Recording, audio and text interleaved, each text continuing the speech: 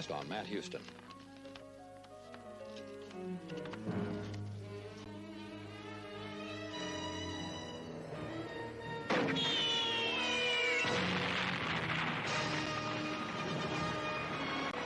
Choppers, I'm gonna get some help, all right? Just save yourself. It's an order, Matt.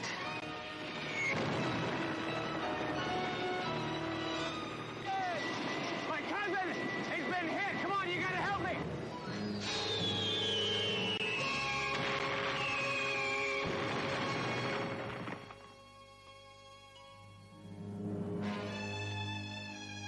My God. He's alive. I think she's talking about Dim Tao province, which is right here, just across the Vietnamese border in Cambodia. There are still over 2,000 American soldiers missing in Southeast Asia. There's nothing that we can do. But there's something I can do. Find him. I heard there's a couple of crazy Americans looking for some maps in a helicopter. Look, we're trying to get to Dim Tao province. You are crazy. Did you ever hear of a dude named Dao Chi Man? Welcome to the third world, darling. Out in the jungle, there's local rule. Warlords whose ancestors have owned the territories for centuries. Warlords like Dao Chi. And he owns Dim Tao province. Has his own private army in there. Lives like a prince and controls all the opium that comes out of the region. Hey, and there's the warlord himself. We'll get Will out of here, Houston. If he's still alive.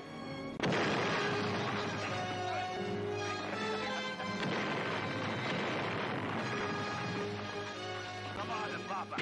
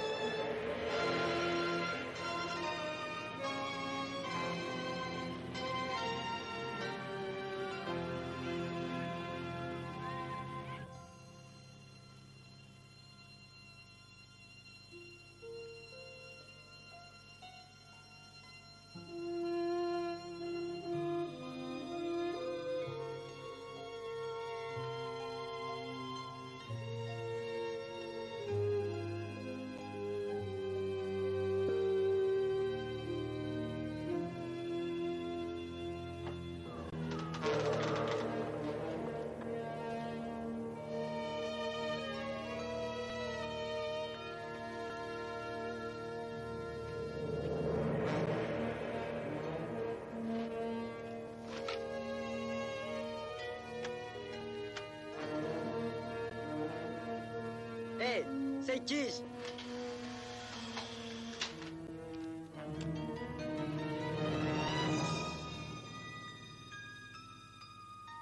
He does not look as though he's worth millions of American dollars.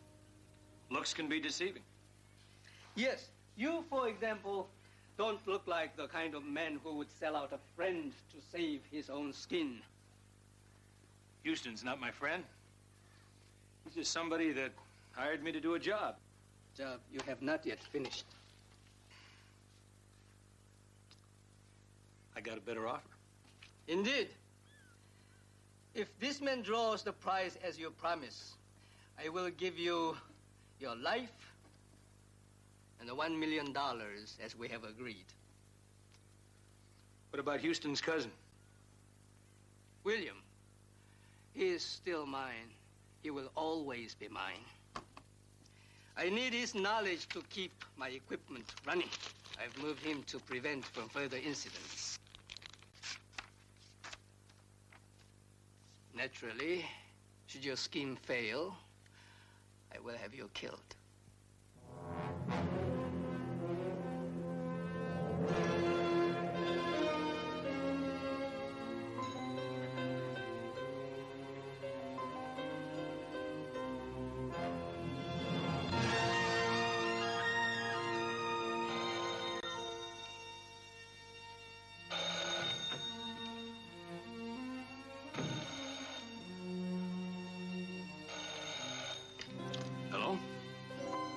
boy at CJ. They've caught Matt. How do you know? They sent a photograph.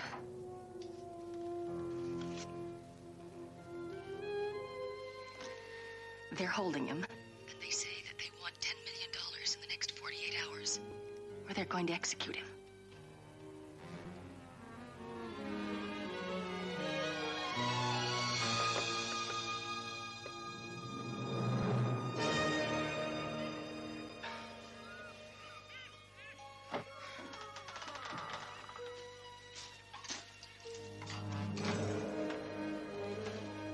Cũng chưa, tới giờ ăn con rồi. Bữa nay không có bánh mì, ăn con. Đây, ăn đi. Where is he? Where's my cousin? Will Houston, where is he? Không biết gì hết, tôi thề không biết gì hết. You're not gonna tell me? I'll just find him myself.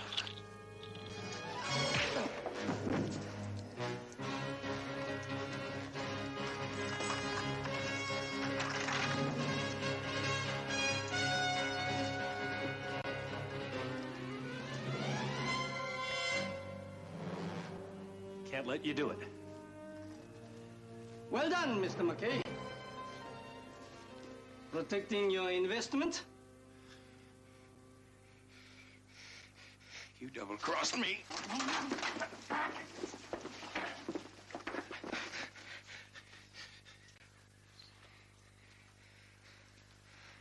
In case you've forgotten,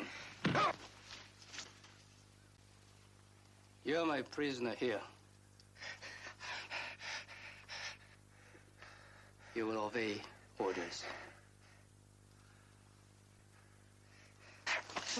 Where's my cousin? Where is he? No matter how much money you're worth, enough is enough.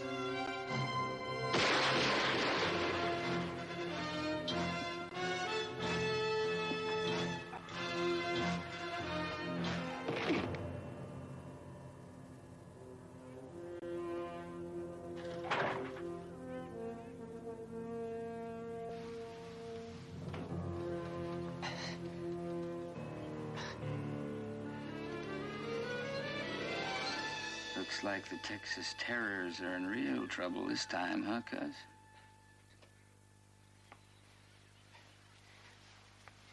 Didn't know where they'd taken you.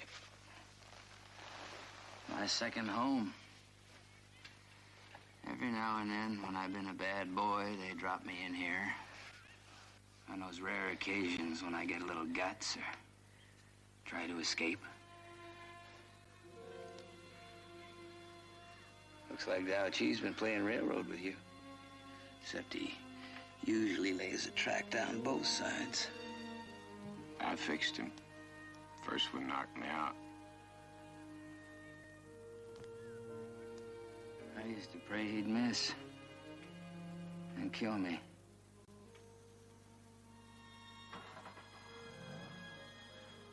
You know, I thought you died in that explosion 12 years ago.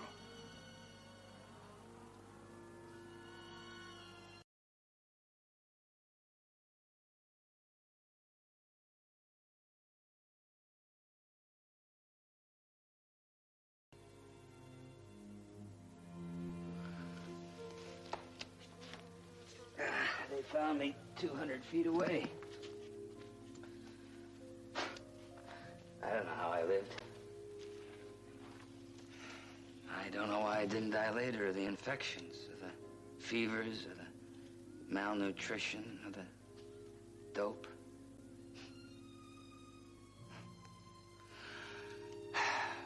They put me in a government prison for a while with a lot of other Americans. And then they told us the war was over. I couldn't believe that my country would pull out while I was still a POW. None of us could. So, then I was sold to this warlord, Dao-Chi. He needed someone to fix his toys, and his favorites are his helicopter and his TV dish. And both of them are always breaking down, so they told him that I could keep them running good, like a nice little slave, if he kept me in opium.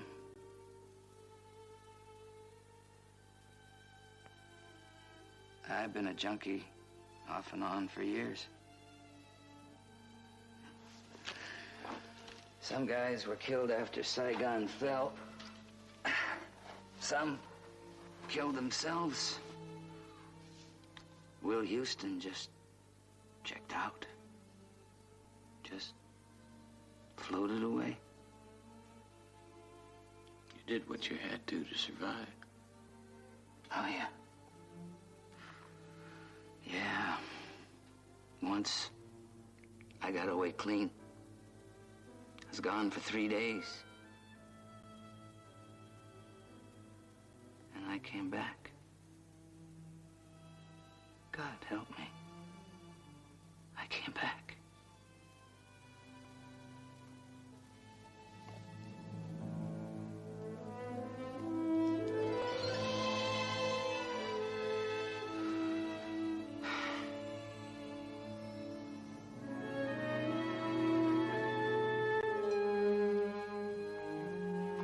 $10 million. Yeah, if we could just get it to Bangkok on time.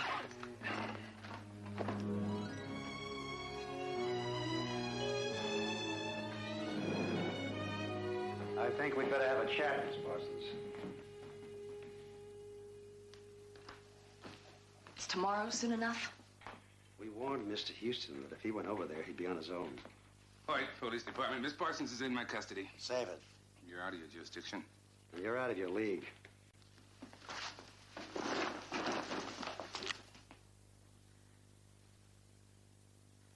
You can't do this. I have to.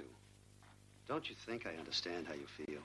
Why you're doing what you're doing? Now, you try to understand why I have to do what I'm doing. You detain me, I'll file enough civil suits to double the national debt. You're violating my constitutional rights, Decker. Yes, probably.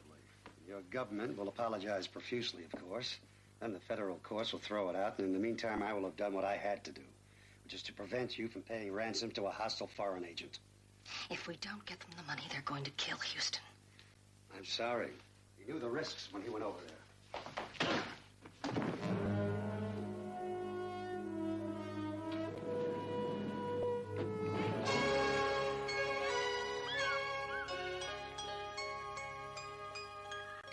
My folks still alive? Your dad is. He helped me get here. I kind of thought my mom was gone. I had a dream not so long ago. What about your dad? What about Uncle Bill?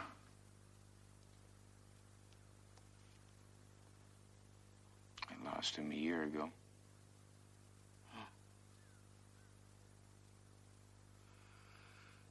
Did you ever marry that girl, C.J. Parsons? No. We're just good friends. Well, probably better that way. All this time remembering.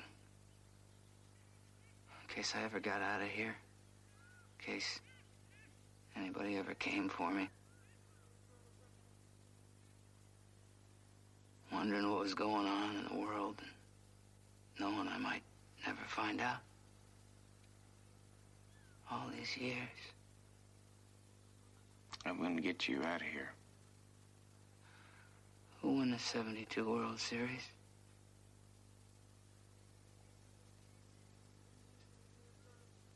Oakland. Damn. I had $20 on the Reds.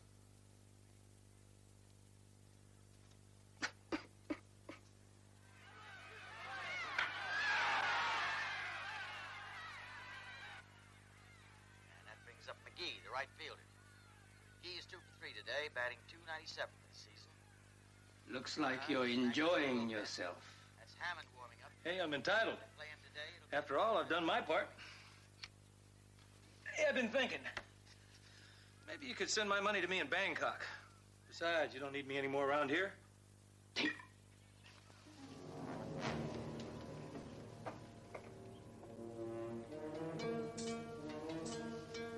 Your friends think you are a traitor. Yeah, well, c'est la vie. Like I said, I think I'm gonna be making my exit. How do you plan on leaving? In my chopper? Your helicopter is already in Bangkok. I'm sure I'll get a good price for it. Well, I'll start out on foot. I'm sure I can bum a ride with somebody down the road. Not if I throw you in the pit with your friends, They'll kill me. thus saving me the effort. Hey, look at it. You and I had a deal. Sue me. Đem tới đi.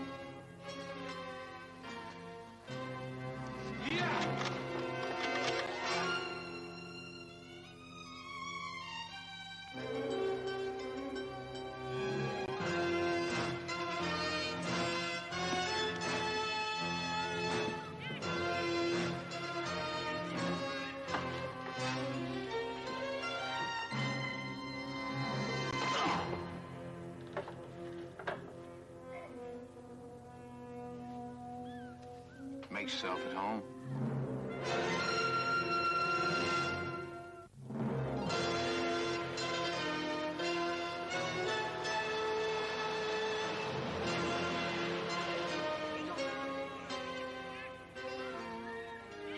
I only did it to try to buy us some time. Great, so now he gets the $10 million. Then he kills us. Why do I get the feeling that you could just walk away from here without looking back? You don't care about anybody but yourself. Maybe that's why I've survived this long, man. I don't know anything to anybody. Nobody offered to help me when I was pinned down by a mortar fire in the Mekong Delta. That was a long time ago. It's long gone. Not for me, it isn't. 4 Purple Hearts and a Silver Star.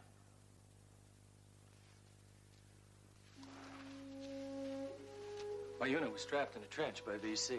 They were cutting us to shreds. I blew away 10 enemy soldiers and held the ground. I was the only one that survived. American hero. Yeah. I gave my soul for my country's war. And when it was all over, everybody just turned their backs and pretended it never happened.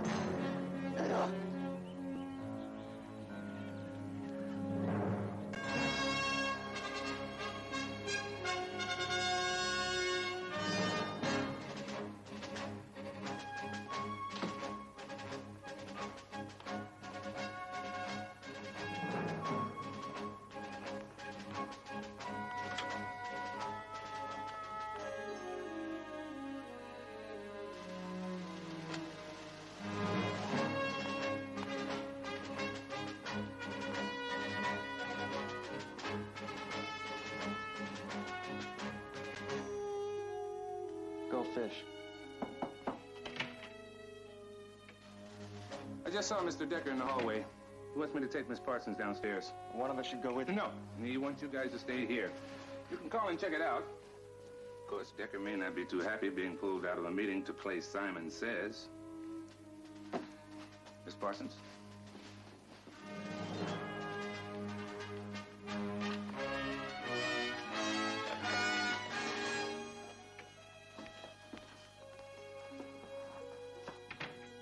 That was too easy.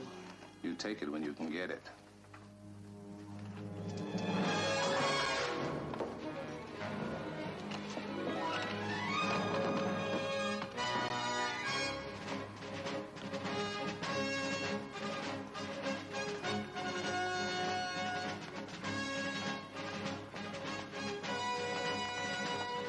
Hold it right there.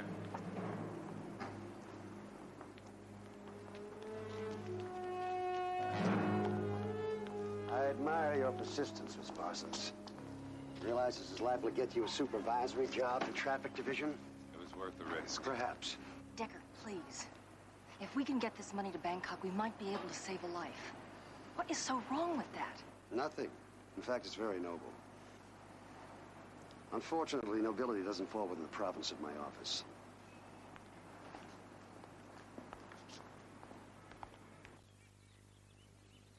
Nè, come đây. A game. A diversion. Yankee against Yankee. A fight to the death. Oh, you can forget it. The object of this game is freedom. Should you defeat Mr. McKay, both you and your cousin are to be set free. Is that before or after you collect the $10 million? Should McKay win, he is to be set free. Your cousin will grow old and die as my slave. Pick up your pole, Mr. Houston. What if I don't? Ling ding!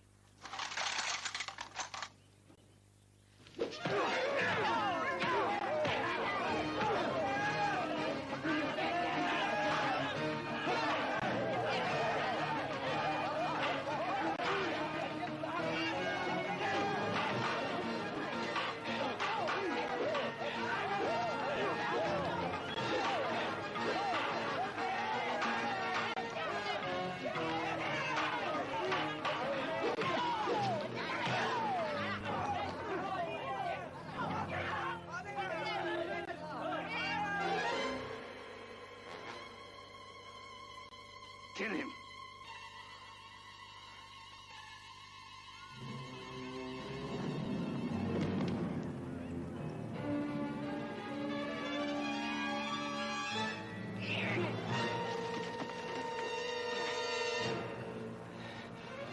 Very brave. Now pray that your people in America send the $10 million. Soon you'll be begging me to let you die.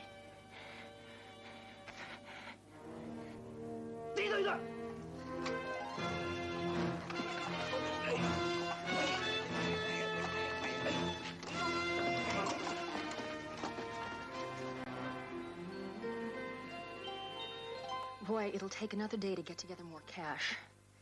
And then a 12-hour flight before it gets to you. We'll be waiting for it, CJ. Stay in touch. All right. Are you all right? No. Roy, your nephew made it through the war in one piece. That's no mean trick. He could be good enough to beat the odds a second time. I don't believe in odds. Or luck. I've still got some contacts in this area. Maybe there's still a few strings I can pull.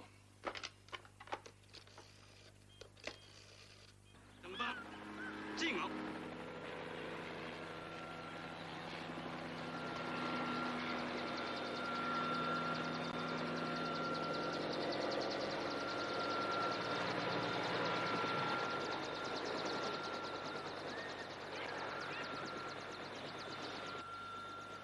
mau俾錢啊！我向電話。Hồn xôi à, cái này à. Mua mất vậy à?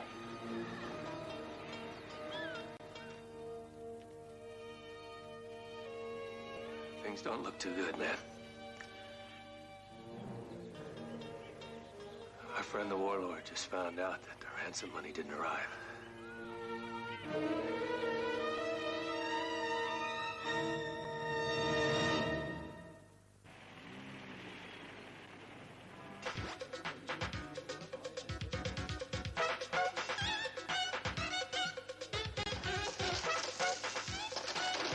This guy, a friend of yours from your days with the company? Something like that. Hey, wait. That's Karpov. It's a Russian. If both sides didn't get together and exchange notes now and again, this world would have been blown to cinders a long time ago. Mr. Stevens, have a drink.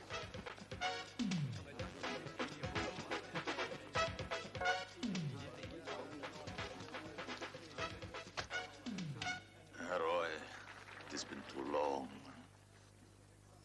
You're looking good, Alexei. I feel rotten. This climate does not agree with me. I should be back in Moscow.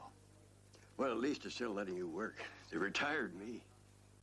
There is work and there is work. All I do now mostly is count bags of rice and meet with idiots. I need your help. So you said on the phone. Your call, by the way, answered a lot of questions. What kind of questions? Why you are here, for instance. You don't think the presence of Roy Houston in Bangkok did not raise a lot of eyebrows in the Kremlin? I have to get my boy and my nephew out of that camp, Alexei. Our friends in this area have no love for the warlord in question. He is in fact a boil we'd all like to lance. And you can help me? I have done what you asked. I have already found men you can trust. 2 helicopters and weapons. They'll be ready tomorrow morning. I will meet you at your hotel room at 8 o'clock. And if word of my soft heart should get out. My lips are sealed.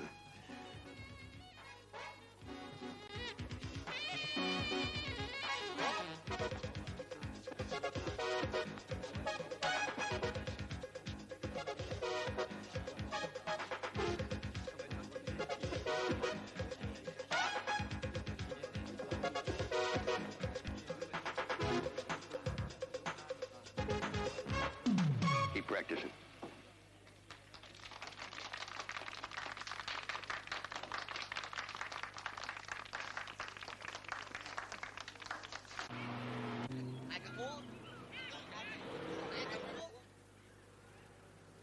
I'm telling you, this warlord don't take disappointment too good. And since he didn't get the $10 million, it's only a matter of time before he sends a firing squad after us.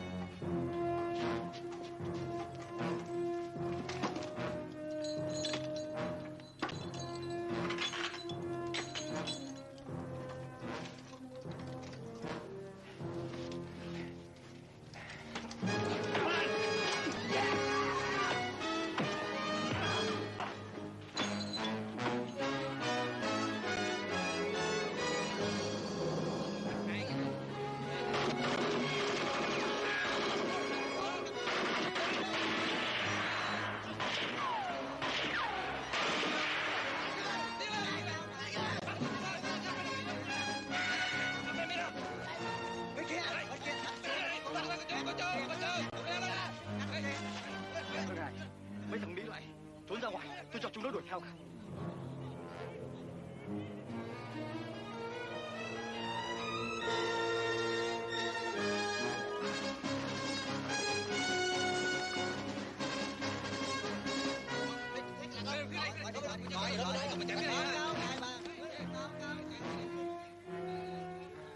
Thinking now, guys. We're gonna go out the same way we came in. You're planning on taking the warlord's chopper. Now, going back into that camp is the last place they'd expect us to go. Yeah, well, first we better give him a little diversion, huh? Come on.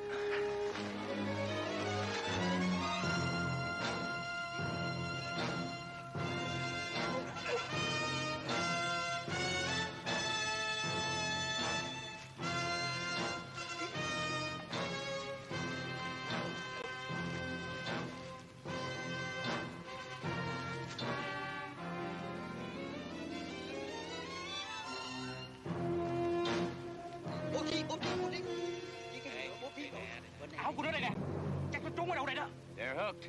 Let's just hope they know we're headed this way.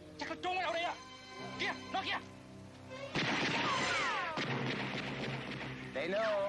Guess we're gonna play us a little hide and seek. We'll play seek and destroy.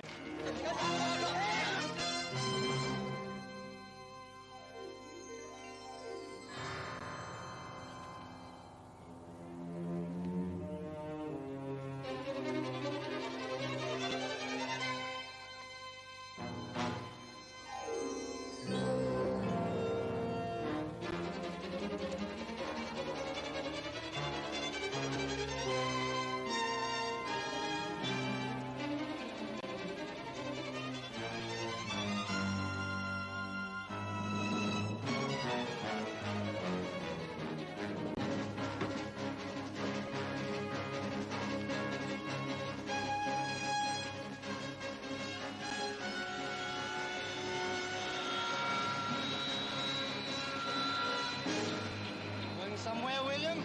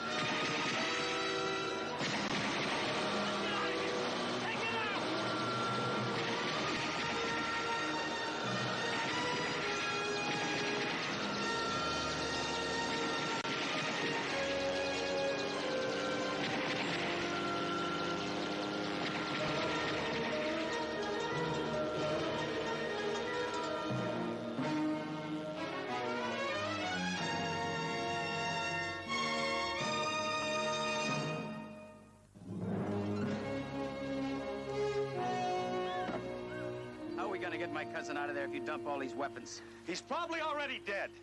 You don't know that. That's right. But there's one thing I do know. We've barely got enough gas left in that thing to get us back to Thailand. There's one thing we don't need is excess baggage or suicide missions. If you think I'm gonna fly us back without Matt, you're crazy. I thought you were a hero, McKay. You want to know what kind of a hero I am? I told you about that platoon of VC I wiped out. But what I didn't tell you was my sergeant that was in that trench with me. Both of us scared stiff. He wanted to surrender, so he threw his gun out and climbed out of the trench with his hands on his head. I couldn't take it. So I waited another 5 seconds. Came out firing. I killed every single one of them. Even my sergeant. That's what they gave me those medals for. They wouldn't have let you surrender. They would have killed you. Sometimes I think that would have been better.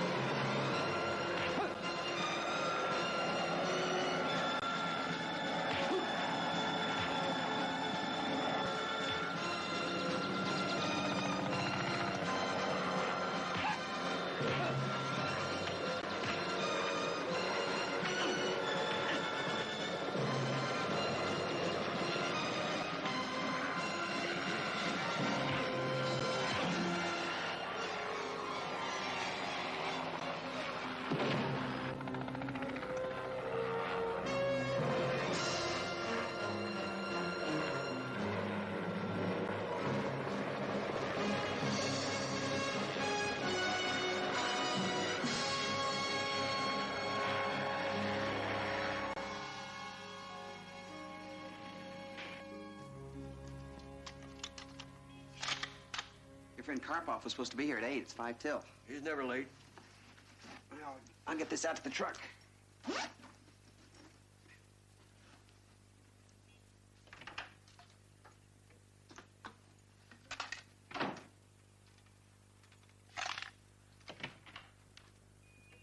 Alexei, you're right on time.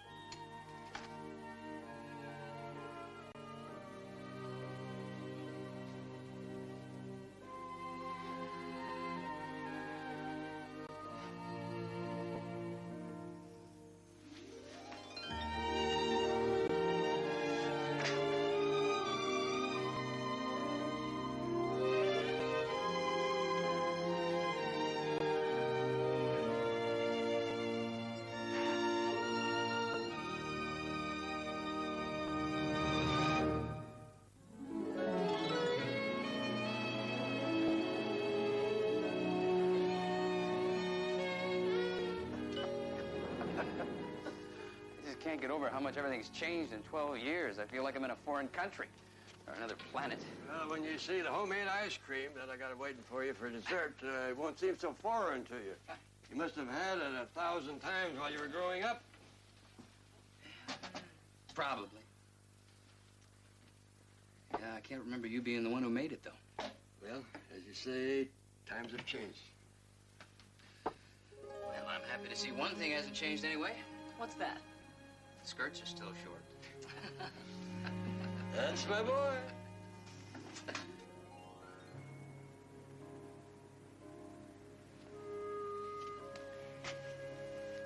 You call your folks?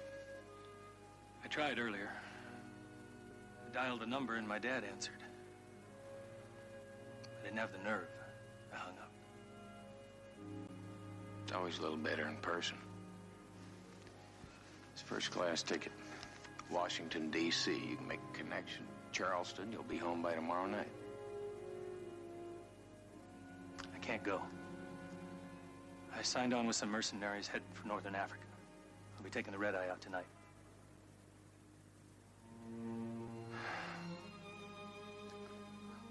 What am I going to do in this country, Matt? Coat and tie? Desk job? Some people can live like that. Yeah, I know. But not me.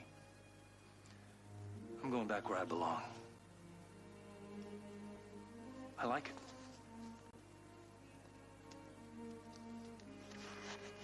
I'll call you folks. Hey.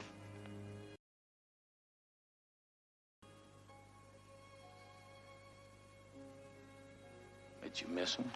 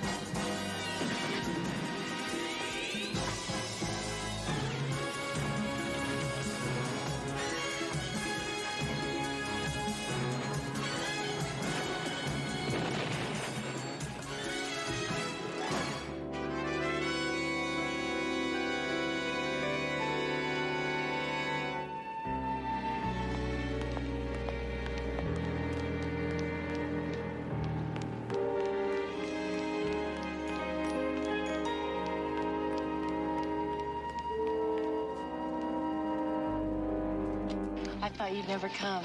But I'm right on time. I know. Where are we going? I've got a very special dinner planned. Someplace I've never been, I hope. You're absolutely right. Home, Kirby.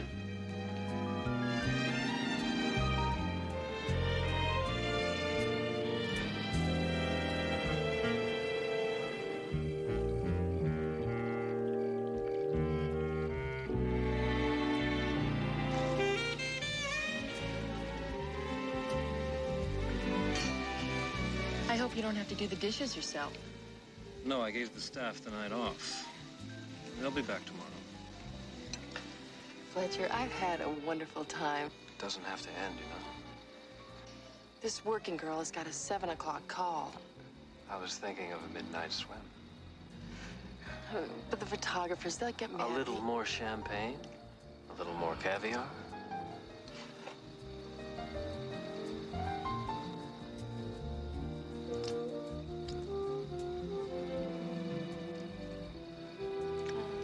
I guess a little swim won't hurt.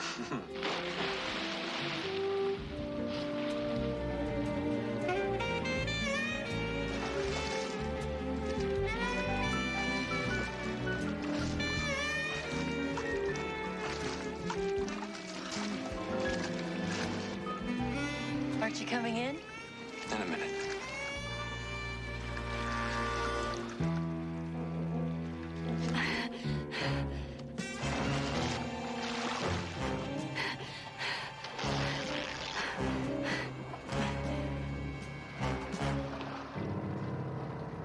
Energy, energy.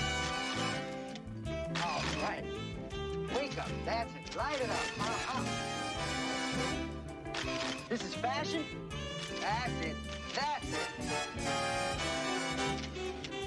Did you get any sleep last night? Wouldn't you like to know? Come on, smile. That's it. All right. All right. Wake up. That's it. Light it up. That's it. Yep.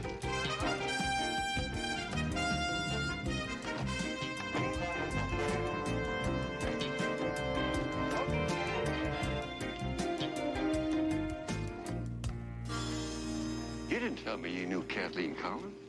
Oh, I didn't think it was important. She was one of the top model agencies in the country. She represents scores of gorgeous women. So? All right. You might arrange an introduction or two. Introduction? Come on, Uncle Roy. All these women are in their early 20s. I noticed.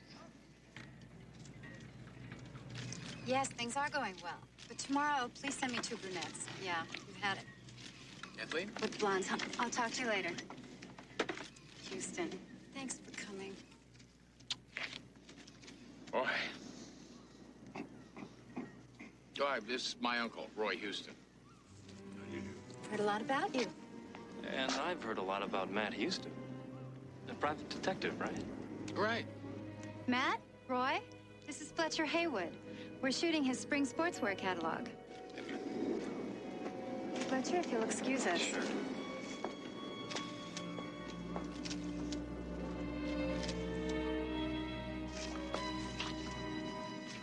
This is Deborah. Deborah Quincy. Matt, I'm worried. You told us that she was a couple hours late for a photo session. Deborah Quincy's never been late for anything in her life. She's the most reliable girl in the agency. Even reliable people have car problems. Car's in the shop. When I stopped by to pick her up this morning, Deborah's roommate told me she never came home from her date last night. The police won't even start looking for her for 24 hours. You know, she is a grown woman. 1 month ago, another one of my most reliable girls didn't show up for a session. The police found her 2 days later, murdered. You think they might be related? I don't know what to think, but I do know I'm scared. Look, we'll need Deborah's address, name of her roommate, and also the name of the dead model. Right away.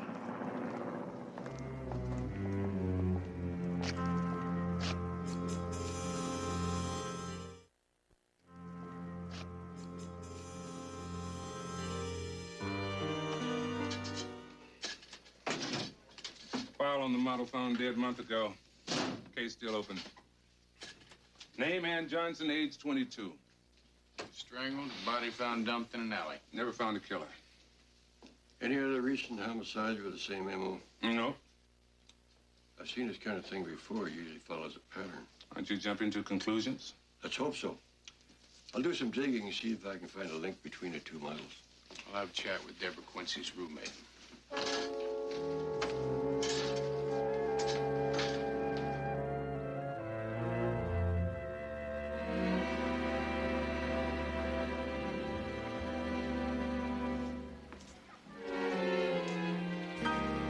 Really stinks, you know?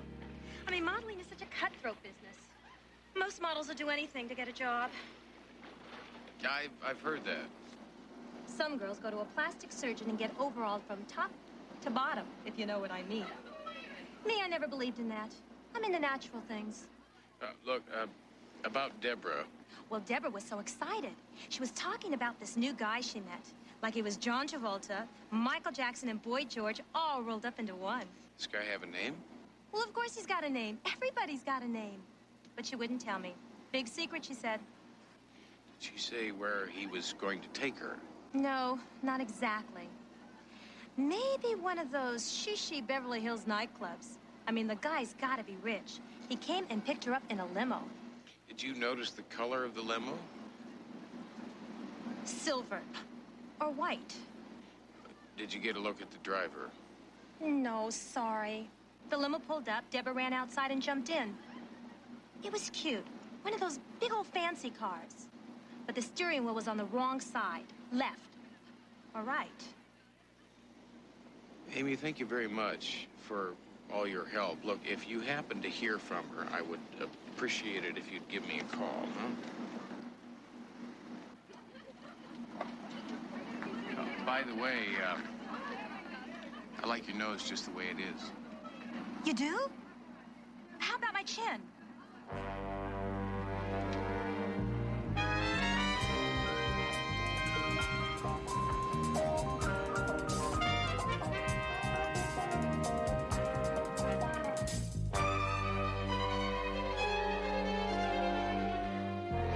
These are the last advertisements Deborah Quincy made.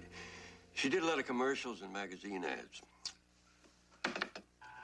Ann Johnson, the model found strangled a month ago, also did a lot of commercials and print ads. And let me guess, not the only thing the two have in common. Yes, that will be fine. From hairdressers to clothing stores, they work for a lot of the same photographers and were hired by a lot of the same companies. So this time it's a case of too many common denominators. Houston, I have a call into the DMV to see if they can track down the name of limo companies that are licensed to use foreign or antique cars. It's worth a shot. Houston, Lieutenant Hoyt, line 3.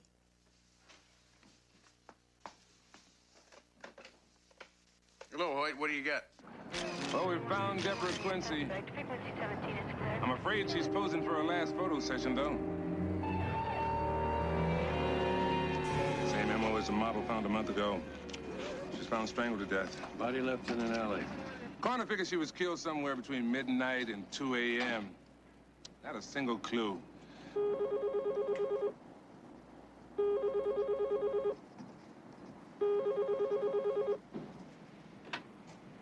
Houston. I've located a small limo company that uses right-hand drive Rolls Royces. Wessex Limos Limited. The owner's name, Kirby Andrews.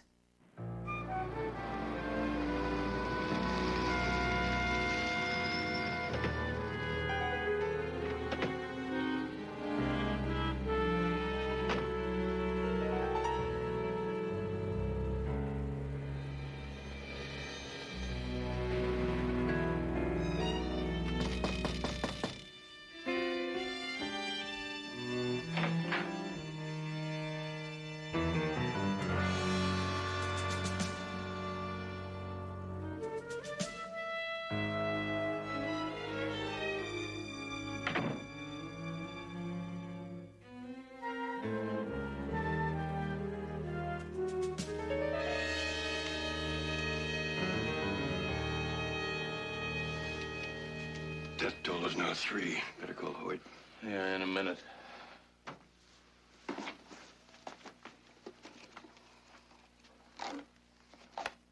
Here's today's his appointment page torn out. There's no way of finding the name of last night's client. That's what the killer's hoping. Credit card receipts. Check for last night. Already doing it, boy.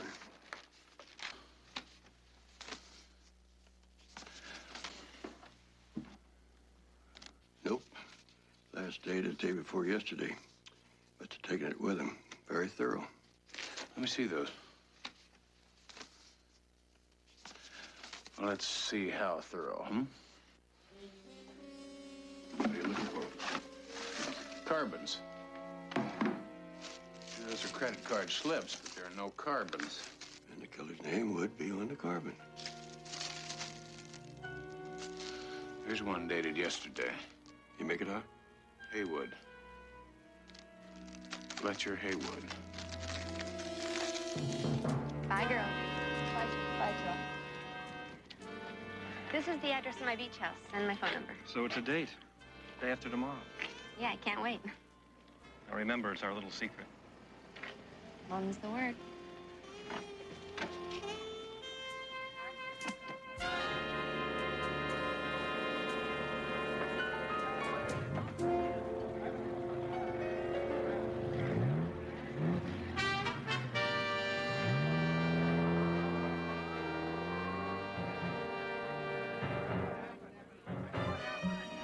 Mr. Haywood?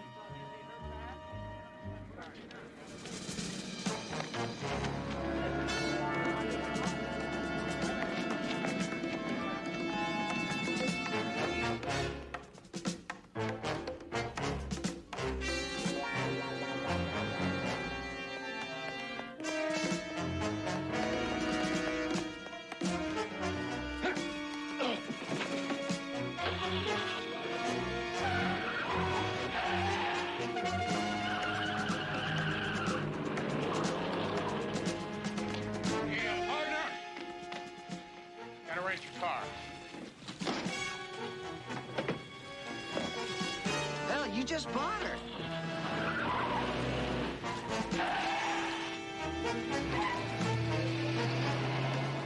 Hey, watch those brakes!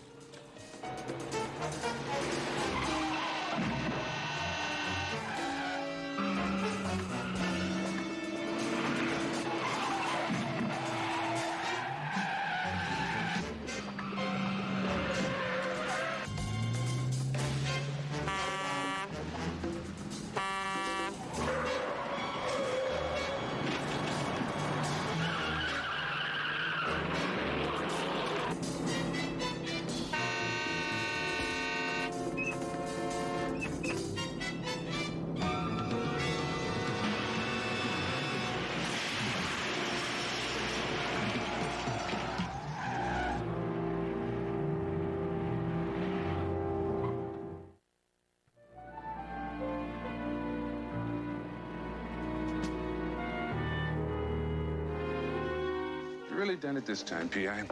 Why don't you ever take on a nice, simple divorce case? Boy, Fletcher Haywood is a murderer. He's also a very wealthy businessman with an even wealthier mama. She gives lots of money to local politicians, calls the governor sweet thing, and to marry anything she pleases. The lady's got a nickname. You know what it is? Yeah, the Iron Maiden. And she didn't get it for pressing clothes for a living. The lady gives a new meaning to the word ruthless. Seems like her father was some kind of gangland kingpin back in the 30s. It's ancient history. Haywood is our man, and we found his charge slip in the dead chauffeur's office. He knew Deborah Quincy, and he also ran away when I tried to talk to him. I know. I've issued an APB. I just hope you're right. I got a lot of explaining to do. I understand you gentlemen would like to talk to my son. And in our people section tonight, State Senator Rawlings held a reception this evening for Mary Haywood and her son, Fletcher. Mary Haywood, an old friend of the senator's, has pledged to support him in his drive for re-election. This tape is from a Sacramento television station. It was broadcast last night, the same night as the reception. The night of the murder. My son was with me all day yesterday. We flew back to L.A. at 7 this morning. So it was physically impossible for me to have murdered that girl. Why'd you run away when I tried to talk to you this afternoon? Well, I didn't recognize you at that distance. How do you explain your name being on the Wessex limo credit receipt, huh? We've been customers of Wessex Limo for many years. Kirby took us to the airport yesterday morning for our flight to Sacramento. Excuse me, Lieutenant. The story checks out. State Senator Rawlings says he was with them until after 1 o'clock in the morning. Thank you, Officer DiMaggio. Cashier at the hotel in Sacramento remembers Fletcher Haywood checking out this morning. Airline confirms their flight. Flight attendant confirms both Haywoods were on the plane. Mr. Haywood, Mrs. Haywood, please accept my sincerest apologies.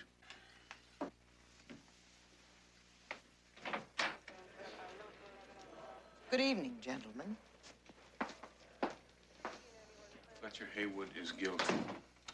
Then explain that. I can't. All the eyewitness testimony, the state senator, the cashier, airline flight attendant. I can't. Well, I can't. You were wrong, Houston. It happens. Even to you.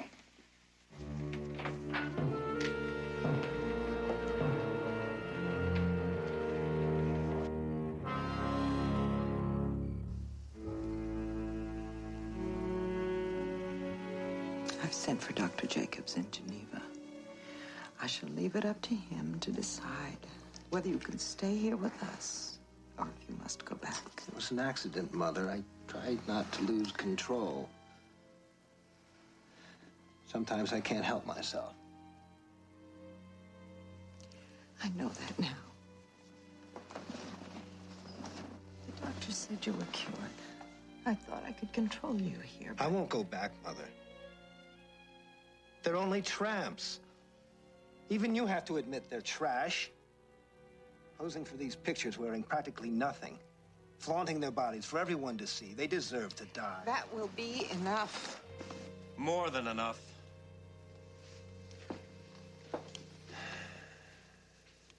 You promised us after the 3 in San Francisco that you'd cease and desist. I've really tried. Mother's been worried sick about you, Jason. We've been trying to find you for 3 days. It's turned out okay. Nobody knows. Only because, by the grace of God, Mother and I were in Sacramento last night to give you another alibi. Or should I say, give myself an alibi? Because since Jason's birth was never recorded, if someone slips up and gets caught, it's my neck that's on the line. It's my name that'll be ruined. Such a pretty name it is, too. I said that will be enough, Jason. Stevens. Show Jason to his room. We're going to have to keep you under lock and key until Dr. Jacobs arrives. Try to understand, Jason. Yes, Mother.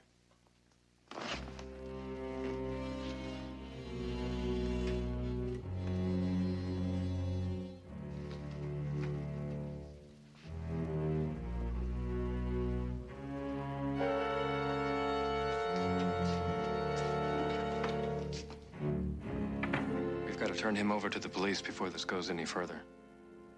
You know I can't have Jason or this family's name dragged through the courts and the press. It's my name that's on the line, Mother. He's my son. And he's your brother, and I want him here with me. Maybe it's wrong, but he's been away from this family long enough. Fletcher, we owe him something. It isn't his fault. He was born sick and then denied by his own father when the doctor said he would never be normal. Your father forced me to pretend he'd never been born and then sent him away to that horrible clinic. At least he was under control there, Mother. At least he couldn't hurt anybody. Once Dr. Jacobs arrives, everything will be fine. If he says Jason has to go back, he will. What about Houston? Well, he has quite a reputation. He's a man who doesn't give up without a fight. Fortunately, he has nothing to fight with. I'll have Stevens keep an eye on him just in case. Good night.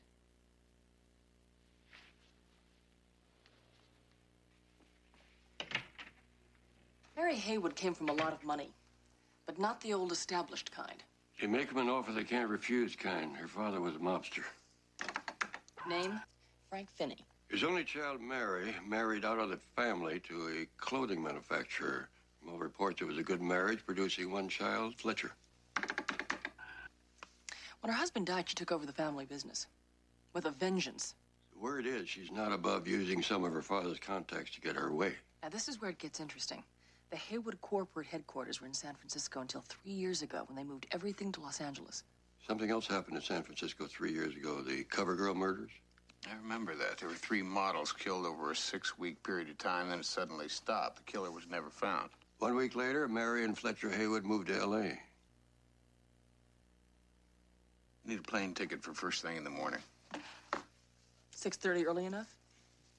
Also need the name of the cop who was in charge of the CoverGirl investigation. I'm already taking care of it, boy. His name is Tony Gwynn.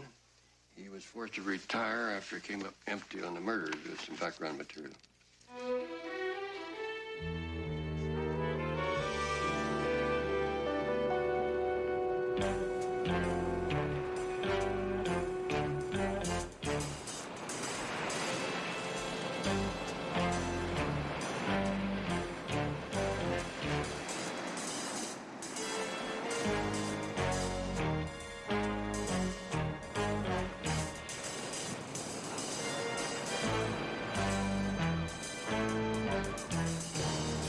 Tony Gwynn?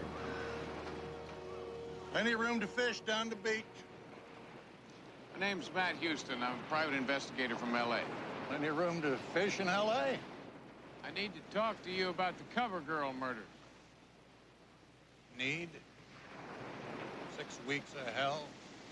Every model in town was petrified. Press had a field day. Of course, it doesn't take much to get that bunch riled. You never found a killer? Nope. They never let me forget it. Took another war in the Mideast to get the murders off the front page. This was in the front page of this morning's L.A. newspaper.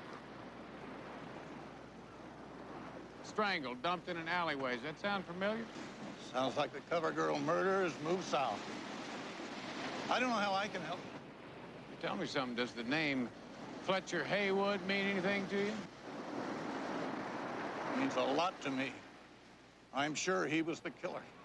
Had myself 2 eyewitnesses, and he knew the victims.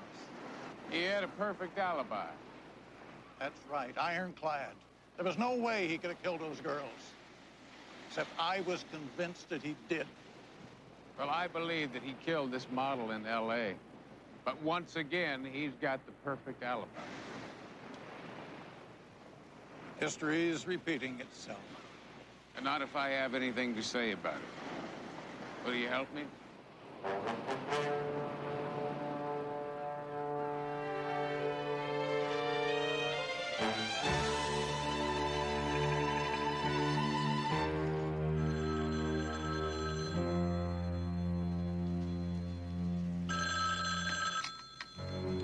Hello. Houston's in San Francisco. He's found Tony Gwynn. Have Mr. Houston killed.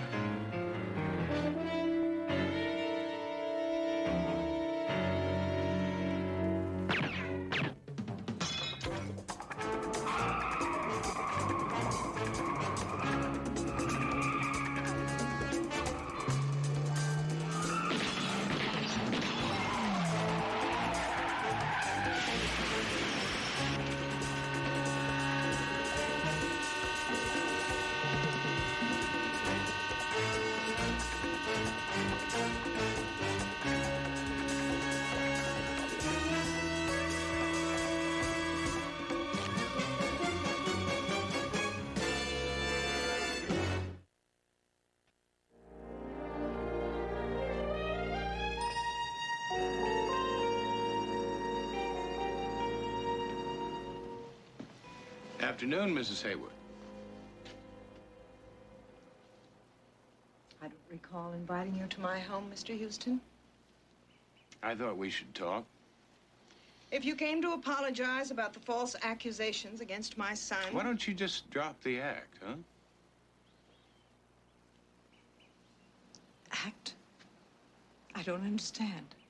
Well, I think you do. I can also understand the love a mother has for her son, why you're doing everything you can to protect him. But he's a murderer.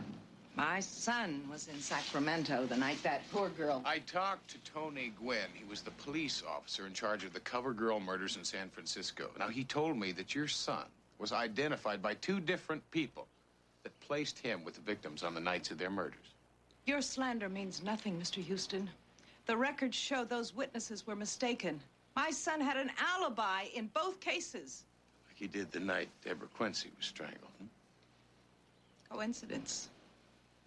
Say goodbye, Mr. Houston. I don't know how you arranged the alibis, Mrs. Haywood, but your son's a very sick man. How many women has he killed? How many more women will he kill before you realize he needs help? Please turn him in. Turn him in before more innocent people die. I think you better leave. Show our uninvited guest to his car. I'll leave when I'm ready.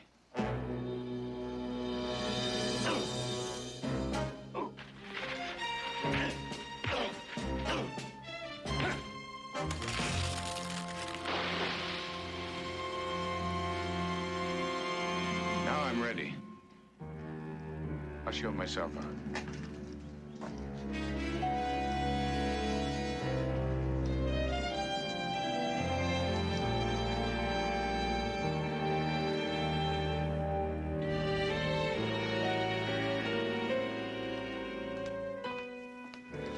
Maybe this'll help.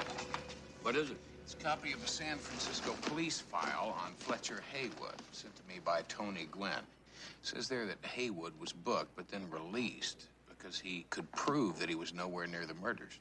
So all we have to do is figure out how Haywood can be in two places at the same time. Roy, you told me that during the war in Berlin, you used doubles and lookalikes to confuse the enemy. Worked very well. As a matter of fact, our best ploy involved identical twins. According to this, Haywood has a tendency toward violent personality shifts. Schizophrenic behavior? That's not an uncommon symptom among mass murderers. Still doesn't explain how he can be in two places at one time. More twins. Or look-alike? I know it's crazy, but it's the only answer we've got. Where do we start? With the mob. Now, Mary Haywood has still got connection. Fletcher is not a twin. She must be using a look-alike to protect her son. And maybe somebody in the organization has got some information. Well, there are a couple of old cronies I could call. In the mob? The company I was with had some strange affiliations.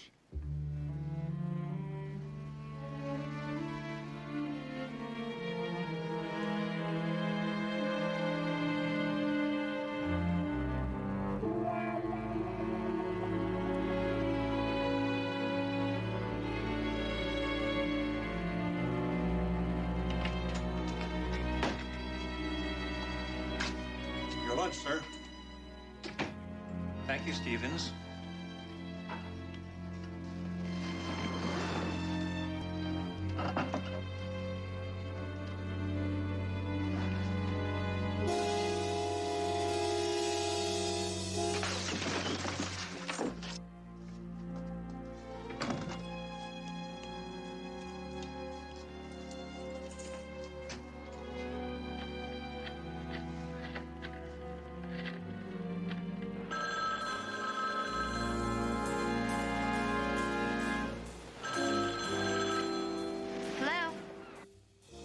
Sunshine.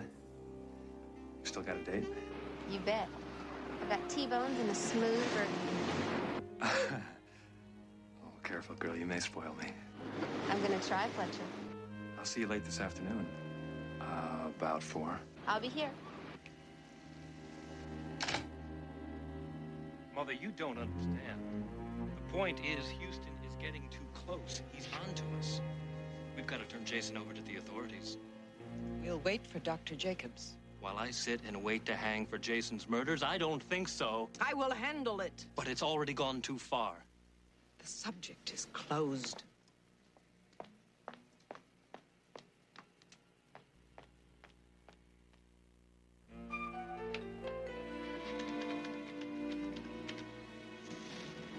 Houston, please.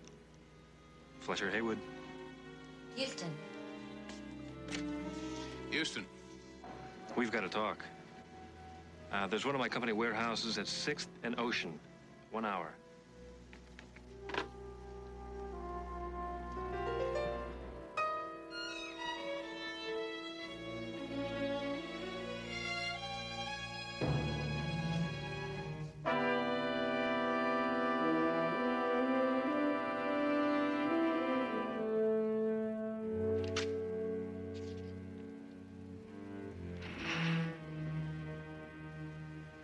Houston.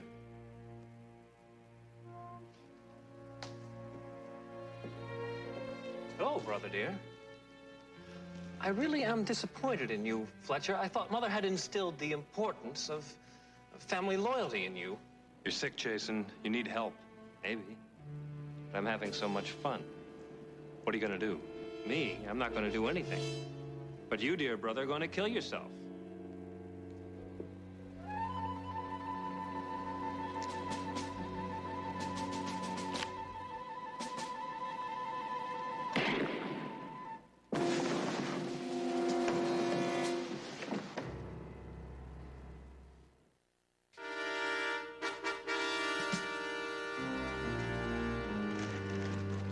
Well, it's all here.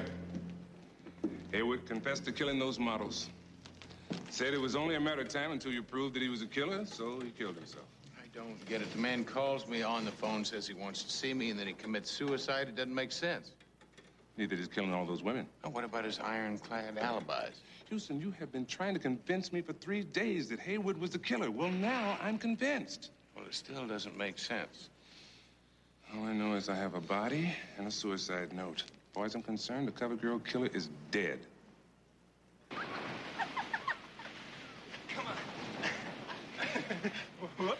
Are you getting hungry? Not for food. Why don't we eat a little later? Then I've got a surprise for you. A surprise? Huh? What is it? Tell me. I'll tell you after we eat.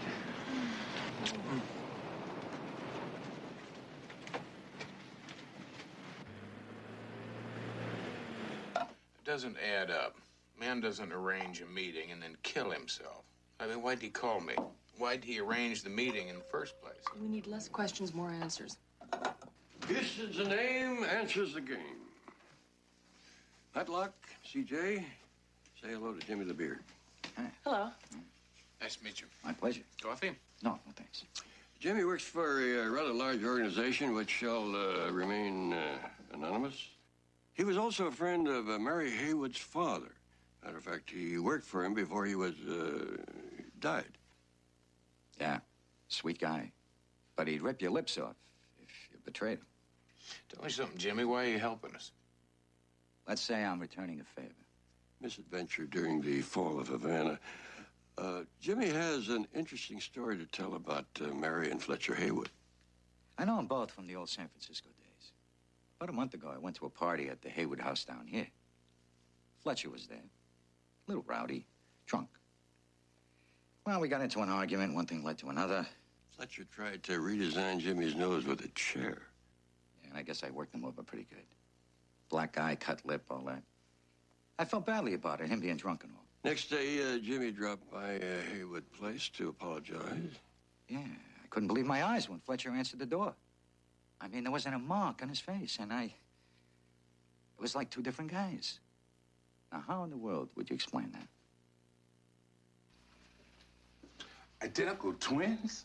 That's how Fletcher Haywood could be two places at the same time. All we have to do now is prove it. Now, did you get your hands on that coroner's report? I don't know what you hope to find. This file was sent to us by a retired San Francisco cop. Fletcher Haywood was arrested and booked for the cover girl murders. Then he was released because he had ironclad alibis. But not before he'd been photographed and fingerprinted. I knew it. Take a look at these, Hoyt.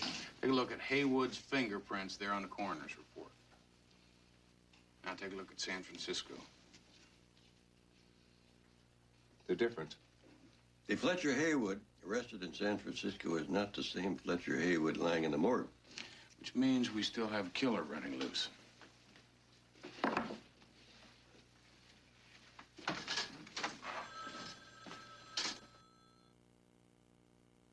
This is an outrage. Men searching every room of my house. I'm not a criminal. We do have a search warrant, Mrs. Hayward. The governor will hear about this. You can be sure of that. There will be disciplinary action. You can be sure. Better look at this. Excuse me, Mrs. Hayward.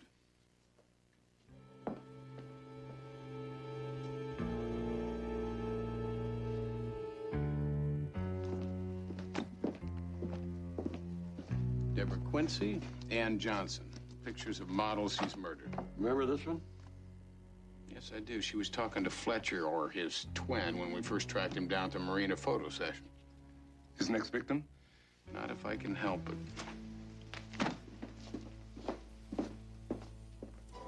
Yes, I have it right here.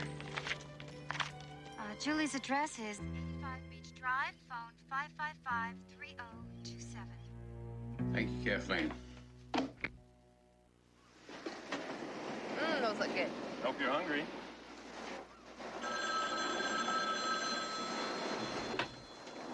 Hello? Hey, Julie, my name's Matt. You promised me there'd be no interruptions, remember? I'm a girl who always keeps her promises.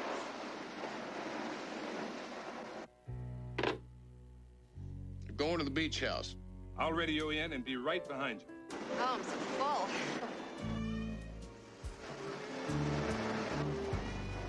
So, whatever happened to that surprise you promised me? Patience.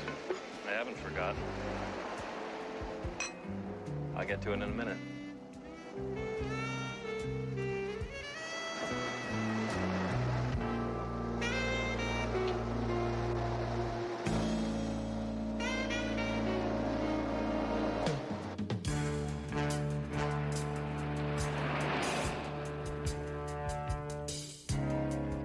Stop.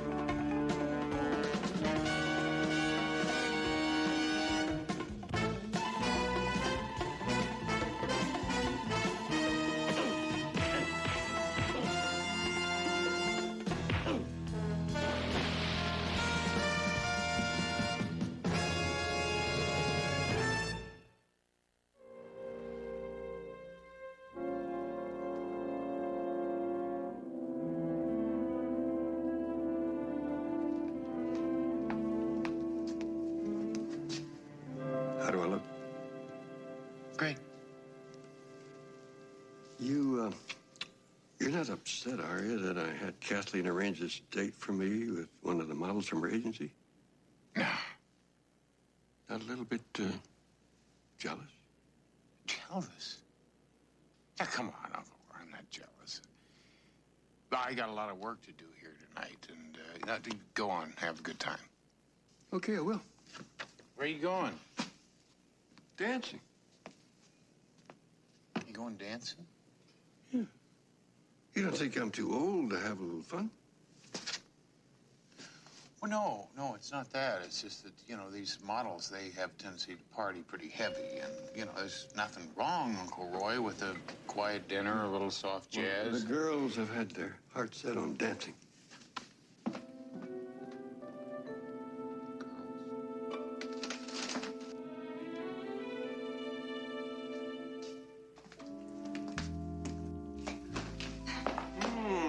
Bonsoir, mademoiselle. Hello, Roy. Enchanté. Well, shall we? Uncle Roy. Oh, Matlock, I want you to meet Beverly Roberts Hello, Matlock. and her daughter Monica. Well, it's a shame that you've got your heart set on working tonight, but... Yeah, Uncle Roy, it's work. I could probably, put it off. No. I wouldn't think of being the party to keep you from business. So, don't wait up for us.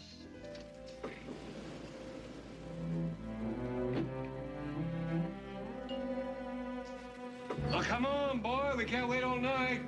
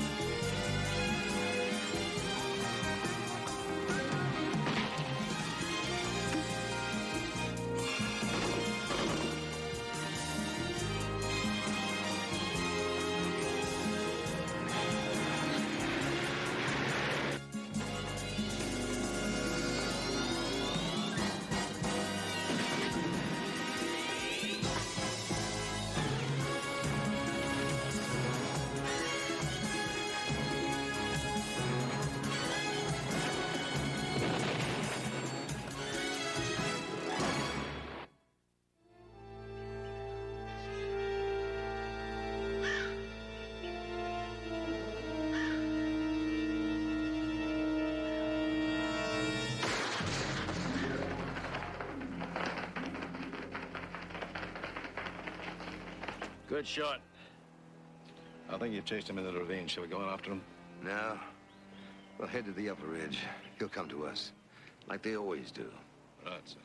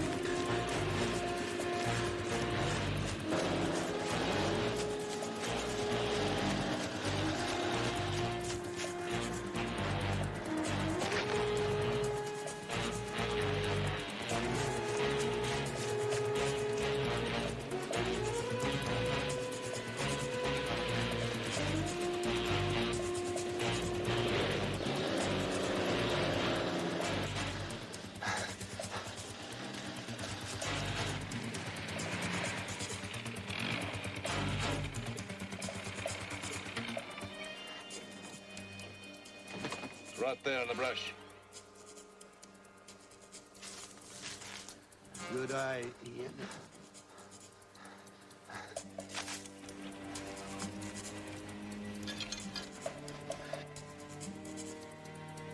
I hope Mr. Adams is smarter than that.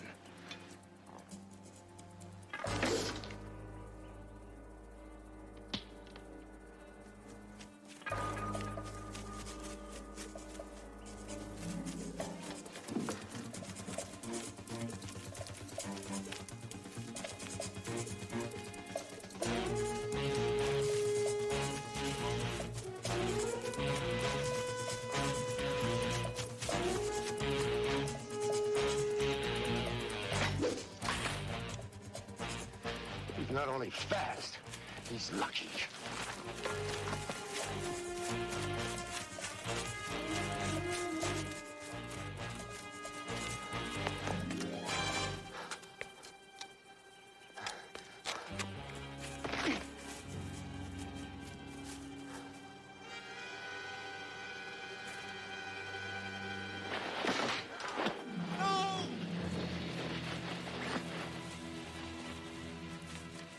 Hey, you are really very good.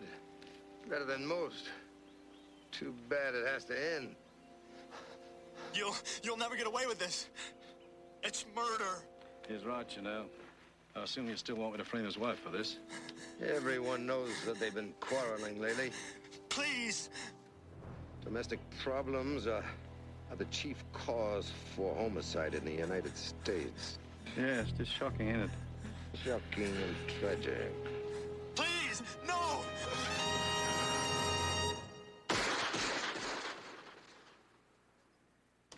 Nice backhand. Well, I'm just getting warmed up. For what? Well, I thought maybe we'd work a little. I see you've got a court reserved for us.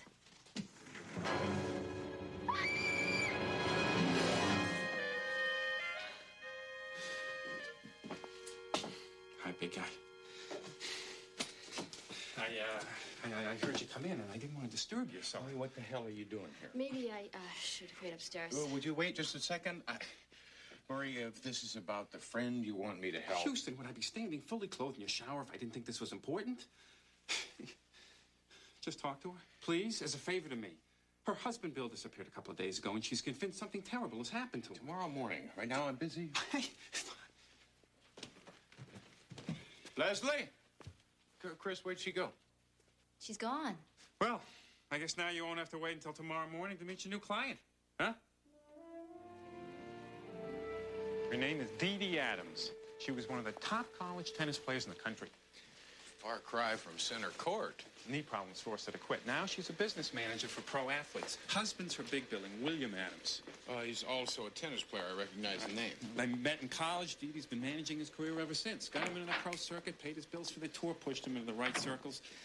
He won a couple of important tournaments recently. It looked like things were just starting to break for them. A couple of days ago, he disappeared.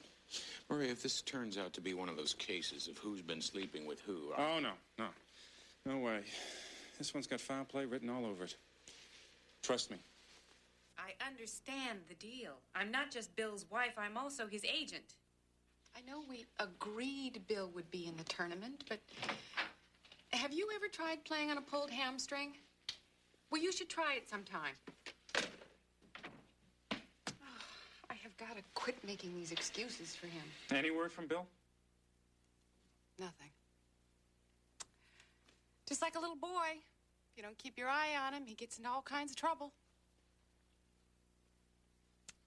Somebody who plays tennis as well as he does, you'd think that he'd have his act together enough. Murray, where is he? Everything is going to be all right. Dee Dee, I brought my friend. I'm sorry. The detective. Houston, right? Right. Nice to meet you. Okay, have you spoken to the police about this? Oh, yes. I've filled out all the forms. Name, age, description, last seen at. But do you know how many missing persons they're looking for at any given time? Desk sergeant handed me a file 3 inches thick. Dee Dee, I'm going to have to ask you a question. Are you sure that your husband didn't leave by choice? Absolutely not. The police asked me that same question. What is this? Everyone thinks he ran out on me.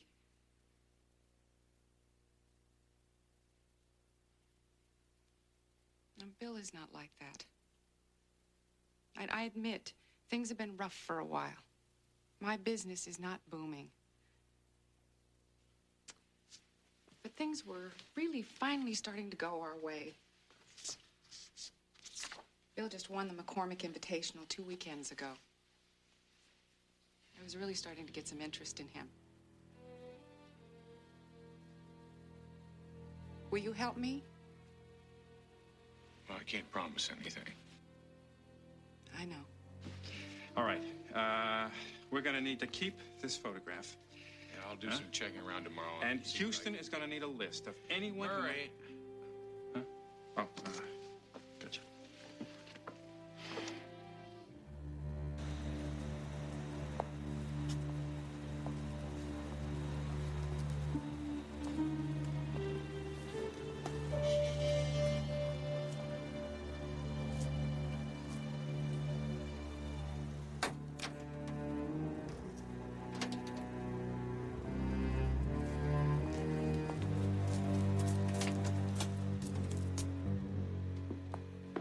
You're gonna need to start somewhere. I would suggest Bill's club, the Cliffwood Country Club. He works out there almost every day, or at least he used to. We don't know for sure that anything's happened to him. This is gonna sound corny, but whatever business difficulties Bill and I may be having, we have never, ever let that interfere with the fact that we love each other very much. And he would not leave without saying anything to me. If anyone can find him, it's Houston.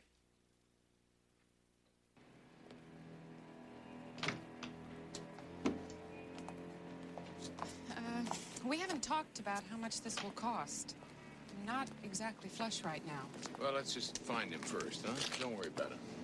You gonna be all right? Yeah, I think so. Thank you. Murray, thank you. Hey, that man! That's my car!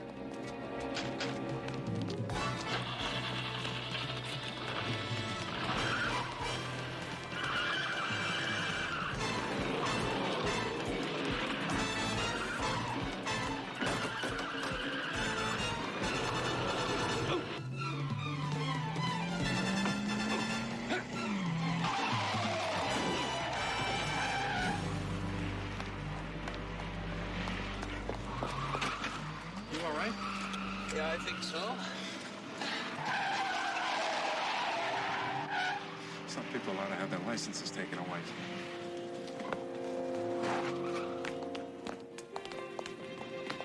Edie, what's the matter?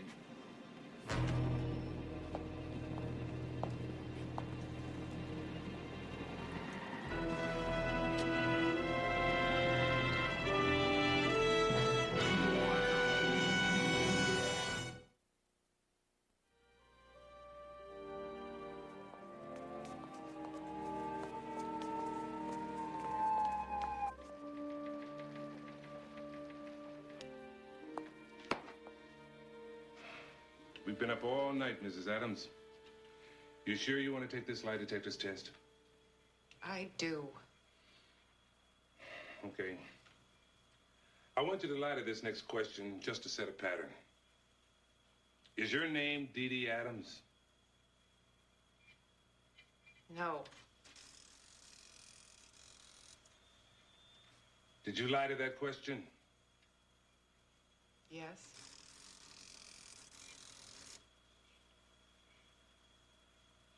Did you kill your husband? No.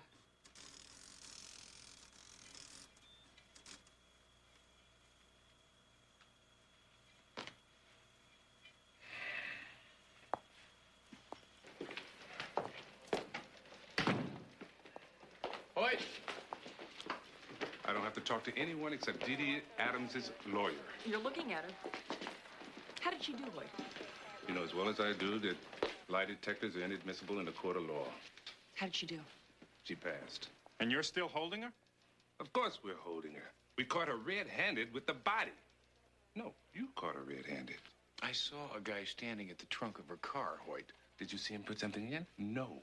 He was stealing something, got caught in the act, and started to run. He tried to kill me. Since when does a two-bit crook have a conscience? He probably saw the body and he just wanted to get the hell out of there. Okay, why would Dee Dee Adams want to murder her husband? Murder for money. Rumor has it that Bill Adams was set to sign a fat contract, commercial sponsor. Now, the Adams have a premarital agreement cutting Dee Dee off from anything that Bill earns in the event of a divorce. That's no motive for murder. They also have a $1 million life insurance policy on Bill, naming Dee Dee as sole beneficiary. Get the picture? Yeah, all except the part where she's carrying her dead husband's body around in her trunk. She probably never had time to ditch it. Now, let's face it, Houston. I have the motive. I found the murder weapon in the trunk of her car, and I have got a body.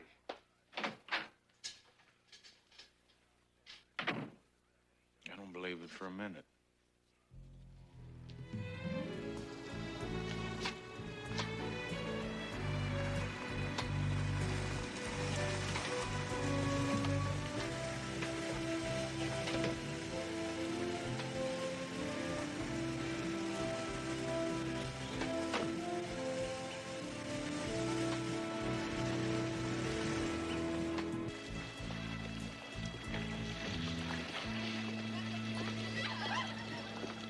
Are you through already?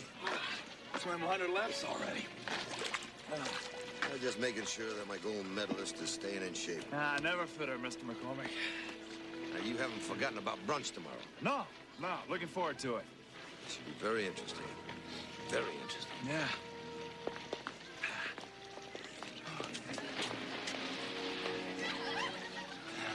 She's tired. Nick Gifford? That's right. My name's Matt Houston. I'm a private investigator. I thought I might ask you a few questions about Bill Adams. Club manager said that you two were friends. Yeah. Girls, you excuse me 1 second. I'll be right with you. Yeah, we lift weights together, work out sometimes. Why? What's the matter? Well, he was found dead last night, murdered. No.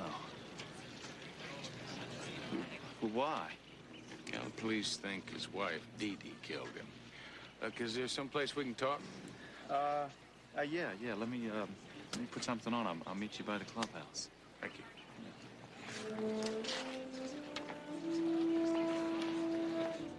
Guess I'm not surprised they suspect Dee Dee. Are they having problems? Marcus Allen play football. Marital problems? Marital problems caused by business problems. Bill thought Dee Dee was holding him back. He told you that. He didn't have to. One day he came out here all jazzed up about this mega-dollar sponsorship deal he was getting ready to sign. A couple days later, I asked him about it. He just shrugged the whole thing off. He said Dee Dee was dubious. I could tell he was burned up about it. He really wanted that contract. Whatever happened to the good old win one for the Gipper, huh? Hey, man, our careers are short. Oh, before we hit 30, you gotta cash in when you can, any way you can. Trying to do the same thing. That's your gold mine? Alistair McCormick, he's a sporting goods manufacturer. Now that I've won a couple of gold medals, it's just a matter of putting ink to one of his contracts and letting the money flow in. Is McCormick, isn't he the one who sponsored the last tennis tournament that Bill Adams won? That's right. He sponsors a lot of things. So it seems. Yeah. Wouldn't happen to know if he was the one that was trying to sign Bill. Bill wouldn't talk about it. He was afraid to jinx the deal. Afraid to bring him bad luck.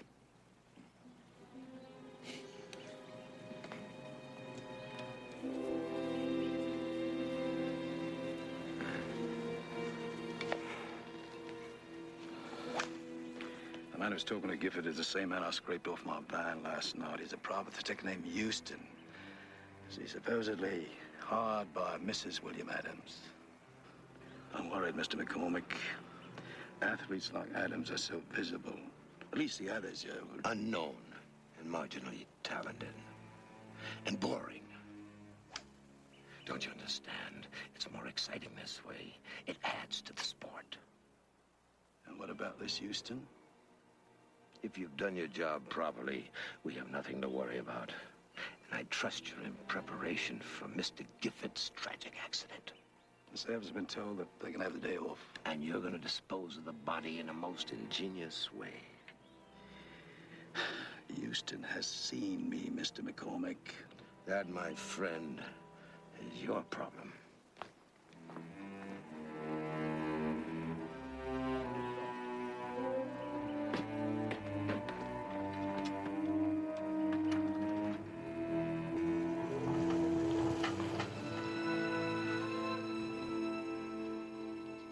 The whole thing is so stupid, really.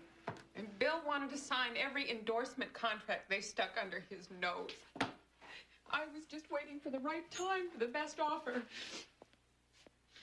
Alistair McCormick owned one of the companies, tried to sign Bill, right? Yes. That is the crux of the entire argument. McCormick made Bill some token offer that was nowhere near the ones I'd already turned down. But Bill was so impatient. He wanted instant stardom, instant fame. Houston, what are you getting at? I'm not sure. It just seems like every time I turn around, McCormick's name pops up. I've got Uncle Roy working with Baby on it right now. You should see if you can postpone the arraignment. I thought that Uncle Roy had been working for the last couple of nights on something for some old friends at the company. He has been. Can't be any more tired than the rest of us.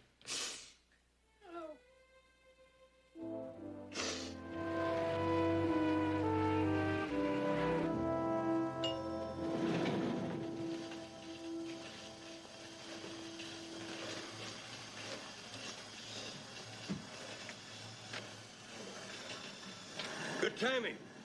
Just got my pulse away, too. That's 121 faster than mine. Have you got anything for me? Well, you're not going to like it. Baby must be as tuckered as you look. Oh. Belched up only the essentials on McCormick. Strictly PR stuff. Alistair McCormick, son of a wealthy banking family, disinherited at the age of 17, made his own fortune by the age of 25, then he dropped out of sight. Resurfaced 3 years later, picked up where he left off. Now he owns the largest sporting goods empire in the world. All of which tells us zip. Fortunately, I was with Roy when your call came in. I decided to put the old reliable human mind to work, and I accounted for those 3 mysterious years. His first stop, Africa. For a while, he was the toast of the safari circuit, and then he disappeared without explanation again, and turned into a soldier of fortune for several questionable and revolutionary causes. Searching for the ultimate thrill, always coming up short.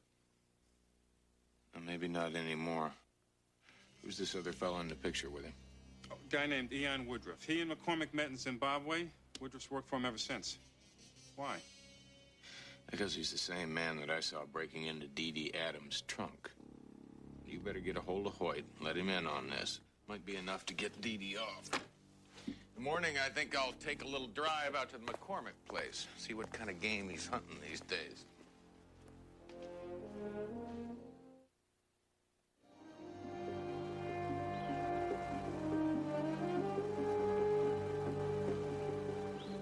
$75,000 a year. That's a lot of money just to endorse some swimming trunks. Nonsense. You're a champion in your field. And I appreciate a good competitor. That's because I'm a good competitor. Yeah, in the business world. That carries over into my other interests. For instance, hunting. Have you ever been? No, can't say that I have. Exhilarating sport. It's man against nature. The trouble is, after a while, it gets to be routine, boring. So it wasn't too many days ago that I decided to seek out a new form of prey. Intelligent, highly competitive. Like you. Yeah.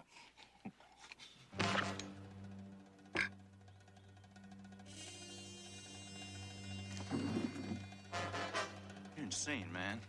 You can't get away with this. Oh, yes, I can, Mr. Gifford.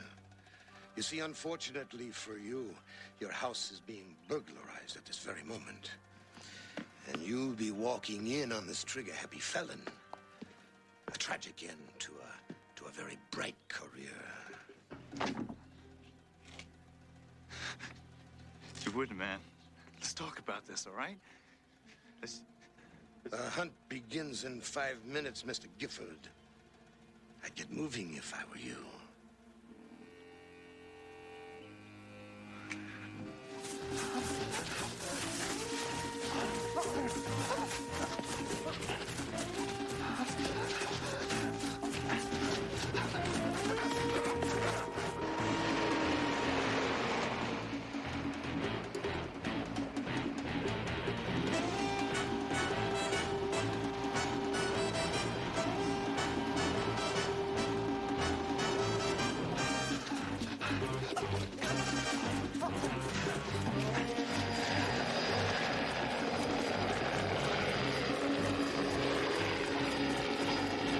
Heading for the trees. You'll have to cut them off.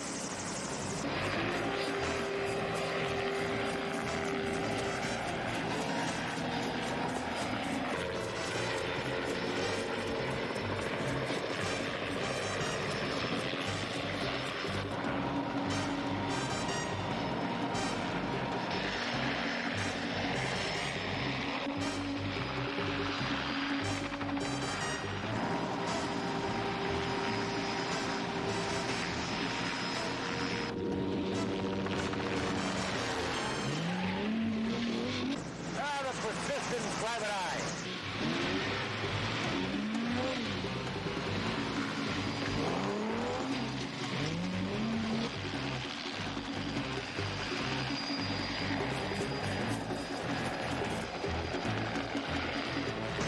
I think we've lost our prey.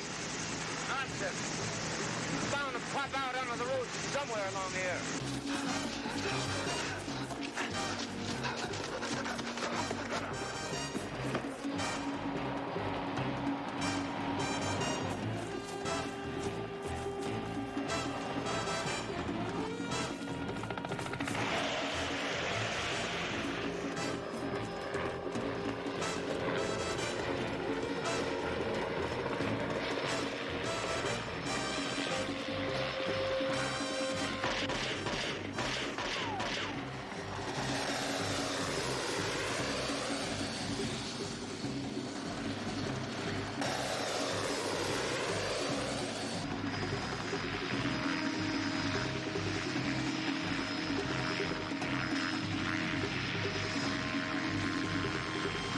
Now from Mr. Houston.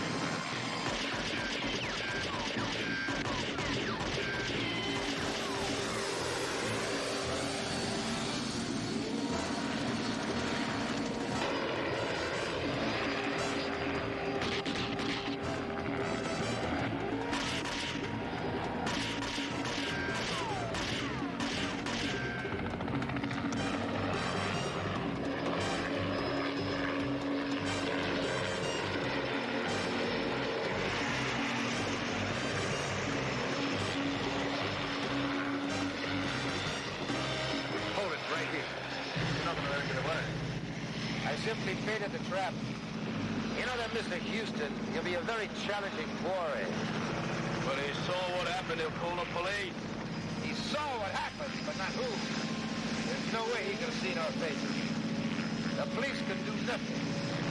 Well, you think Houston will come back? I'm sure of it. When he does, I'll be ready for him.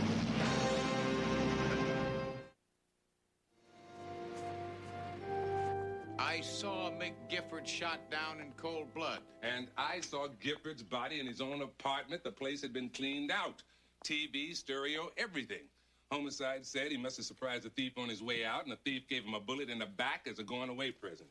Look, can't you see that he's doing the same thing again? He's just covering his tracks. Off the record, Houston, I believe you. But you got to give me proof. You admit you never seen him. It happened on the man's property. I mean, who else could it be? Wait, just before McCormick quit the safari circuit, there were allegations made that he was no longer hunting conventional game. Allegations means never proven. As you said, the man covers his tracks. Look, 3 natives never came back from one of his hunts. On another hunt, a fellow hunter disappeared. Now, that is fact and not allegation. We're not asking for nuclear warheads, Hoyt. Just a little. You scratch my back, I scratch yours. When the time comes, you'll get all the proof you need. Is it a deal? Half a deal. My back ain't itching yet. It will be.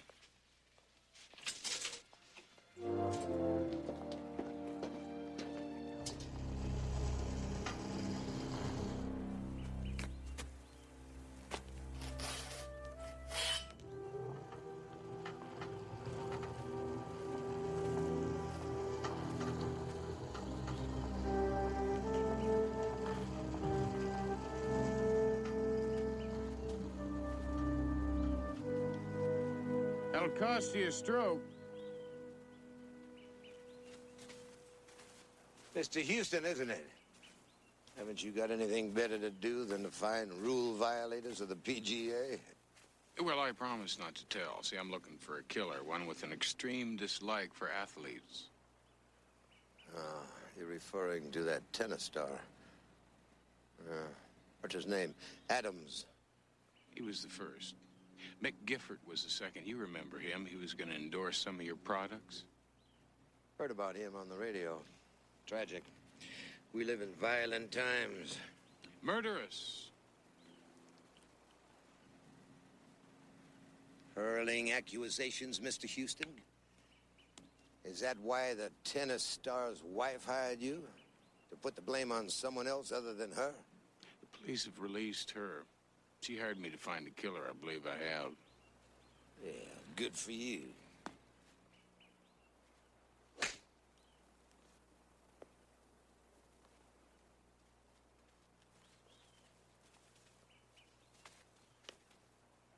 Hell of a recovery.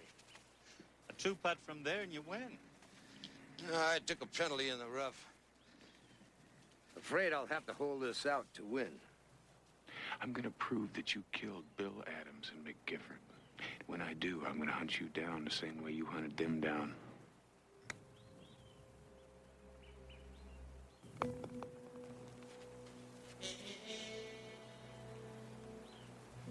As misguided as you are, I like your style, Mr. Houston.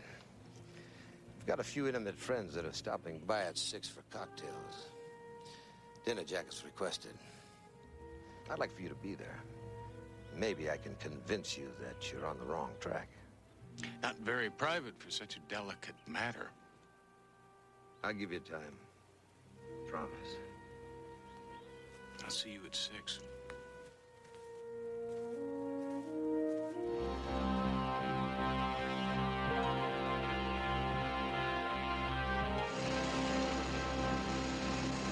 The rain in Spain falls mainly on the plain. How do you guys read me now? Loud and clear. But I'm going to hate myself in the morning for this. No, in the morning you are going to present to your superiors a tape upon which Alistair McCormick will have confessed to the murders of Bill Adams and Mick Gifford. You'll be their star detective. Not if McCormick becomes a triple murderer while I'm sitting here in my car. Oh, you worry too much. You'd worry if I didn't. Watch your P's and Q's, Matlock. Make sure the host doesn't try to serve you for hors d'oeuvres. So, what happened to all your intimate friends? Well, it appears that I have my signals crossed. They won't be here until tomorrow. At least it gives us time to discuss that delicate subject which you insist on pursuing. Namely, accusing me of murder. Shall we begin with a parry or a thrust? It's not a game. Life is a game, Mr. Houston. A game with very few winners like you and like me. I don't believe we're in the same league. No, perhaps not. I have a greater passion for power. The ability to be able to give and to take. As in human life? Taking of a human life is the ultimate assertion of power. Sounds to me a lot more like cold-blooded murder. Darwin calls it survival of the fittest. This man's a raving lunatic. If that keeps him talking, we got all we need to prove it. Fittest being superior athletes that you lure up here by telling them that they can endorse your products? Apparently, you're not going to be satisfied until I admit to having stalked and killed Mr. Adams and Mr. Gifford. Now, are you? That's for my ears only.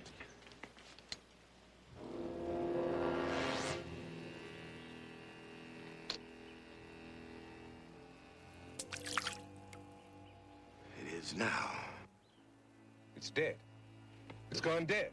Let's get up there. You already know the answer to your question, but you can't prove it. Yes. I killed Mr. Adams and Mr. Gifford and a few others that you need not know about. And now that I've told you, what makes you so certain that I won't kill you? Even though you took that bug off of me, my Uncle Roy and a police officer have been listening to everything that you've said. They should be here any minute. You're right about that.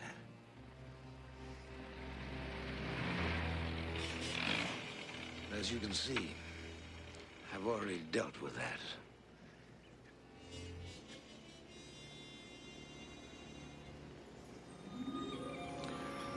The first rule of the game, Mr. Houston, is to know your opponent. The second rule, never to eat what your host doesn't. It's a specialty of the house.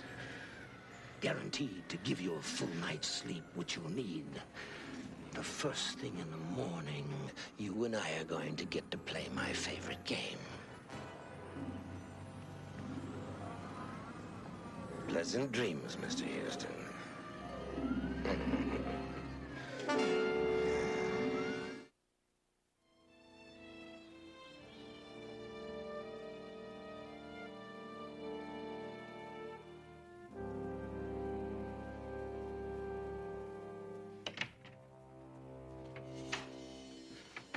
All right, rise and shine. I suggest you put these clothes on. I imagine the ones you're wearing are going to be a little encumbering. What did you do with Hoyt and my uncle? Oh, he is taking good care of them. Why don't you just let them go and you can do what you want to with me? I can do what I want with you right now. 10 minutes.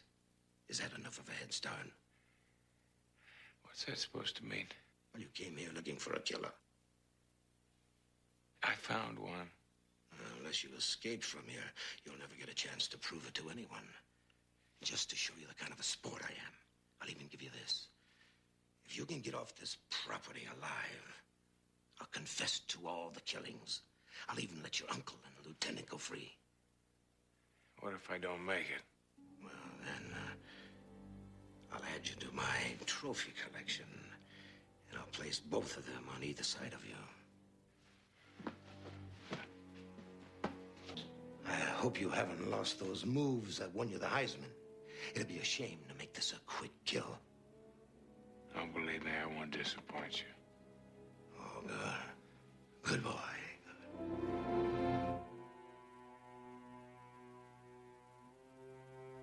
My head feels like it's in a vice. It's a kind of a knockout gas, Michael. We used it on some Peruvian anarchists back in the 60s. Has the same effect.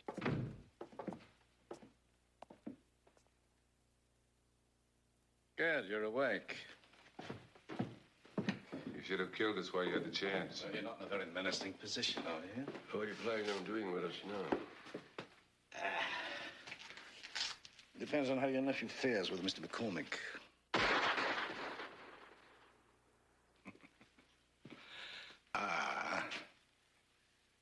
It seems the hunt has just begun.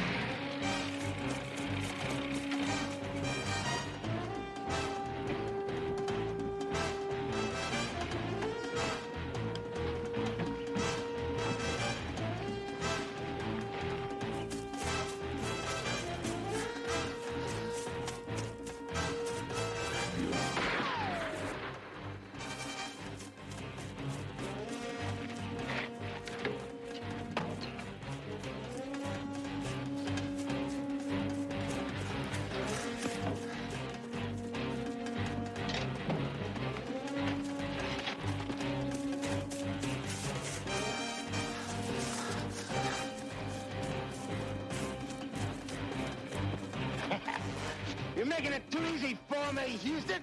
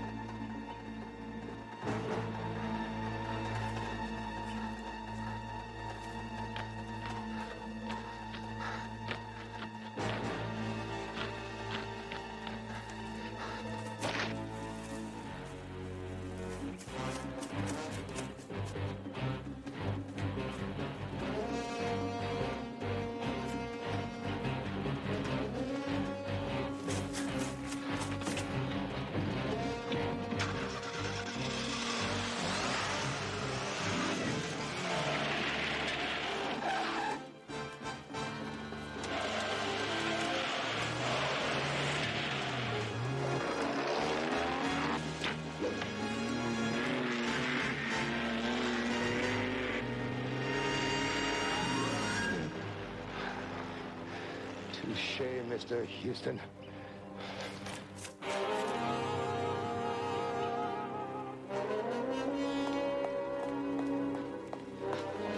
Houston, get away. We have to leave. What about the others in the cellar? I'm afraid there's no sporting chance for them. You better pack.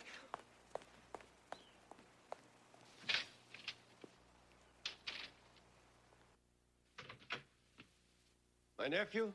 He was better than I thought. He eluded me. No point in killing us. He'll be back with the police. I have no intention of killing you. At least not yet. You two will be my insurance to get out of the country. Too late.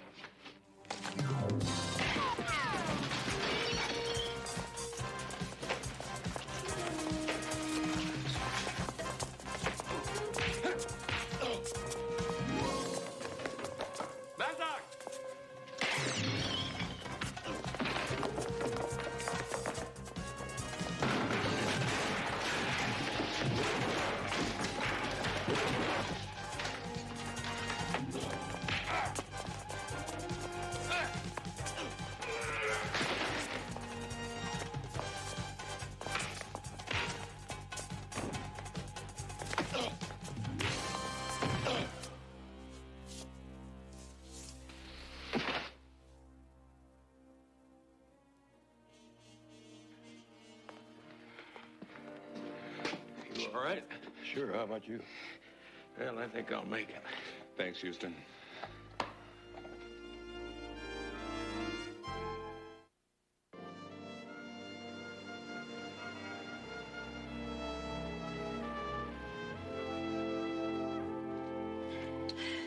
Are you sure it's gonna be okay? Relax. Houston won't mind.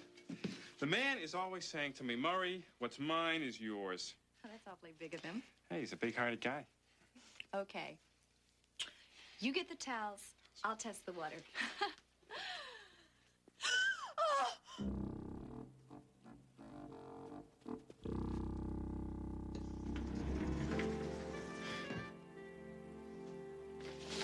You know, Murray, I thought we had an arrangement. I mean, I was supposed to help you with your friend, and you were supposed to help me with all the IRS paperwork.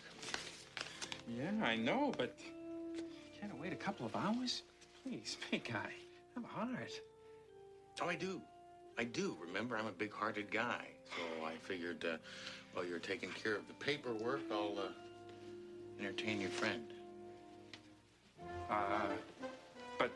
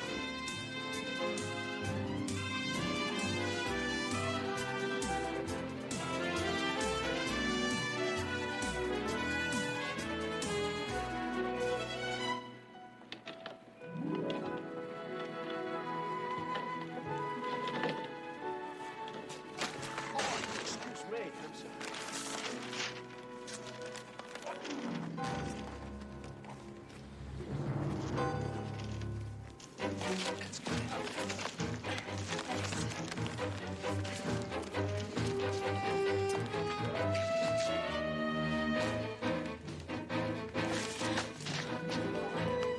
My baby! Where's my baby?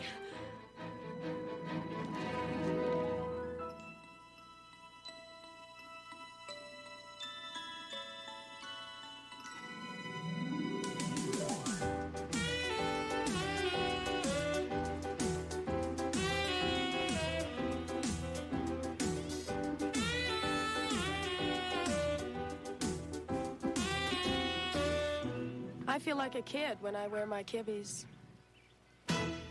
Terrific. Cut. Print. That's great, Cassie. Great. Now, listen, I want to do it just one more time, all right? Now, this time, when you say the line about the jeans, just lower your eyes a little, cock your head a little bit to the right, just like that. That's great. All right? Okay. Okay. Once more. Okay, you ready, Cassie? Okay. Roll camera. Action.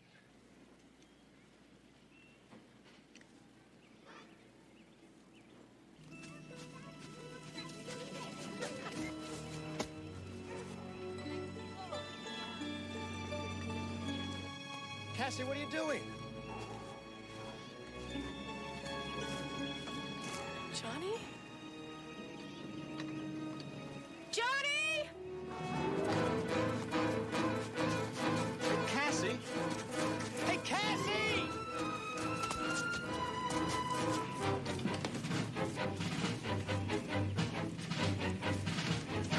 Johnny! Johnny! Wait! Wait! That's my son! Wait a minute! Wait! Wait! That's my son! Oh my God! Wait! Wait! Please no! No, lady! Open the door! Hey! Wait! Wait! No! No! Please! That's my son!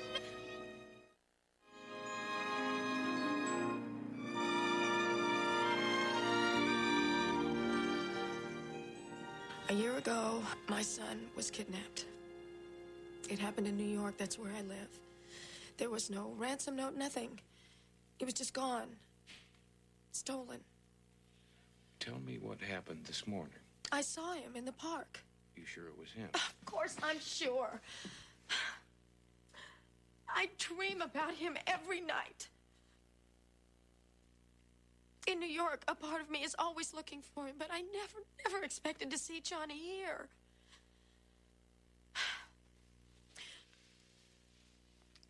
I flew in last night.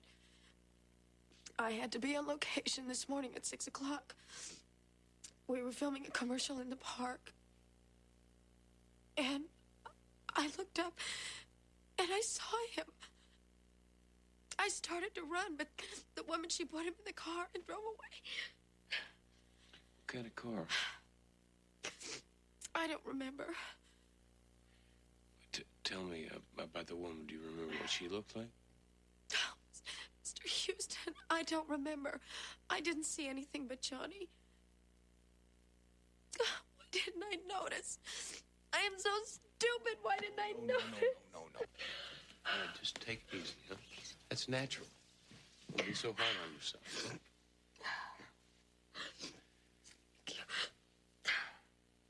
I'm sorry. I don't cry like this all the time. This last year has been a nightmare. Johnny is the only family I have in the whole world. Is there a father? No. Yes. Of course, there's a father. But he never really cared. I got married when I was very young. And it was a big mistake. But Johnny wasn't. Please, Mr. Houston, help me. You know, it's possible that wasn't Johnny that you saw in the park this morning. It could have been a little boy that looked an awful lot like him. I know. But one way or another, I have to find out. Tell you what. Why don't you wash your face, pull yourself together, and we'll take a ride to the park. Huh? Where was it that you saw Johnny first? Right in there. Excuse me. Were you in the park this morning? Please, it's very important. Were you here this morning?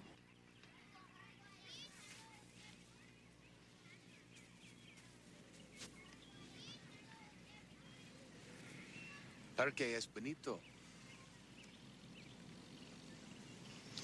Buen sitio para pasar un grato. Mi nombre es Matt Houston. ¿Y usted? María Elena. ¿Habla usted inglés? Muy poquito. Maria, were you in the park this morning? Sí. Do you remember seeing this lady in the park this morning? Oh, sí, claro que la vi. Estaba corriendo detrás de la señora Amsterdam, que vino al parque con su hijito de 2 años. Ella lo quiere mucho a él. Todas las madres quieren a sus hijitos mucho, como yo quiero a los míos. Tengo 8 hijos y 19 nietos. What'd she say? A very interesting thing. She's got 8 children, 19 grandchildren, and a touch of the gout. The woman you were chasing in the park this morning's name's Amsterdam. Mrs. Robert Amsterdam. Seems to think that she's a very caring mother to her son, Mark.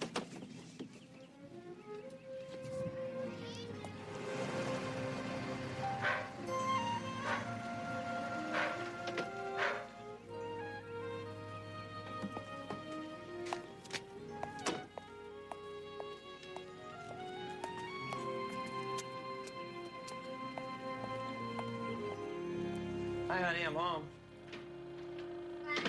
Hey, Slugger. What are you Robert? doing? Yeah, hon. Robert. I tried to call you. I was away from the office all day. Something awful happened this morning. What was that? Mark and I were leaving the park, and this girl came running up to the car, and she started pounding on the window. Well, what'd she want? I don't know. She just kept saying, "That's my son, that's my son." Mark? She looked desperate. I just drove away. Well, I'm sure there's just some kind of mistake. Oh, my God. That's her. She's coming here. Oh, okay, look, I'll tell you what you do. You take Mark upstairs and stay there. Okay. Now, whoever she is, I'll handle it. Go ahead, honey. I'm so nervous. Don't worry about it. Just relax. Let me handle it.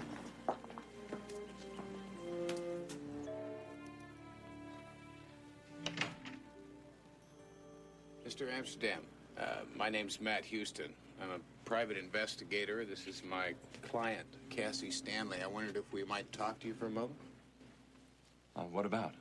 Well, it might be nothing, but we're trying to identify somebody that my client saw in the park this morning. Thought maybe you could help us. Believe me, it'll only take a minute. All right, please, come on in. Thank you. Just go right inside. Can I fix you a drink? I just got home from the office. I could use one myself. No, thanks. I'm fine. This is Johnny.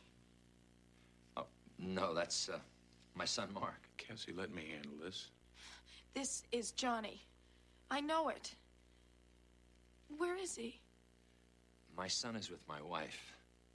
Look, I don't understand what's going on here. This boy is not your son. Well, that's quite an accusation, young lady. I hope you have something to back it up. It's what she thinks she saw, Mr. Amsterdam. Now, this morning in the park, Cassie saw your wife and your son. The boy looks an awful lot like her own son that was kidnapped a year ago. Kidnapped? Mr. Houston, I have a birth certificate. I've got photos from the hospital. I mean, not that I have to prove anything. Miss Stanley, I'm truly sorry, but this is obviously a case of painful coincidence. Can I just see him for a minute, please? No, I don't think. Enough is enough. Mr. Houston, would you take Miss Stanley? Not until you let me see him. I'm gonna have to call the police. Cassie, thank you very much.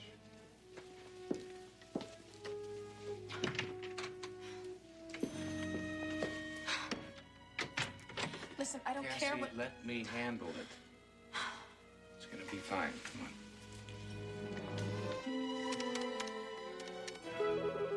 Bradley Denholm, attorney at law. Bradley Denholm, please. I'm sorry, sir. He's in conference. She's so beautiful, Mr. Denham. She's perfect. Well, that's Jennifer. I think I've given you most of the information. Terribly sad, of course. Parents killed in a car crash. Grandmother in ill health. And incidentally, she's as anxious to conclude these arrangements as you are. I told you, no calls, Tina. If you want to sign this agreement, then we can get started. Paperwork on the adoption should be finished tomorrow, in which case you can be on the plane home the next day with your new daughter. Mr. Denholm? Not now, Tina. Sign on the bottom there by the X.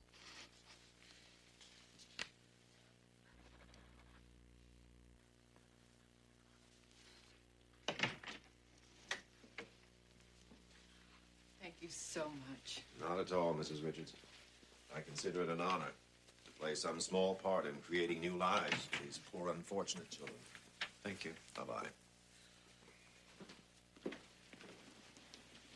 You're a real humanitarian, Bradley. I'm glad you can appreciate that fact, Jake. Go on in. I'll be with the two of you in just a minute.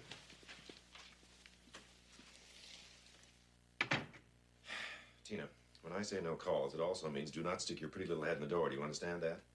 I'm sorry, but Robert Amsterdam's on the phone. He seems awfully upset. He said it was urgent. He's been waiting all this time. Take it in my office. Camera work's getting pretty good, huh? Good enough to make the sale.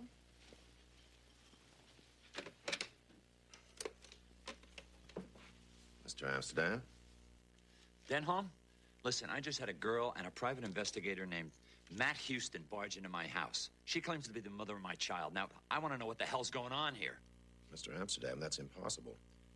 As I told you when you adopted Mark, his mother was killed in a car crash. Then who is this woman and why does she claim to be the mother of my child?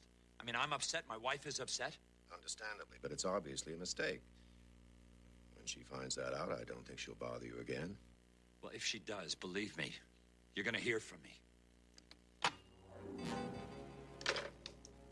You got a problem? No, Jake. You've got a problem.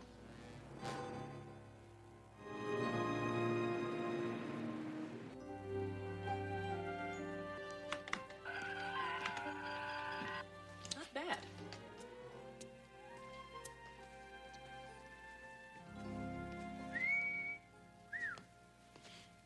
What is a four-letter word for sartorial splendor? Envy. What's the matter, Uncle Roy? Can't stand the competition? On the contrary, I'm happy to see that I'm finally having some influence on you.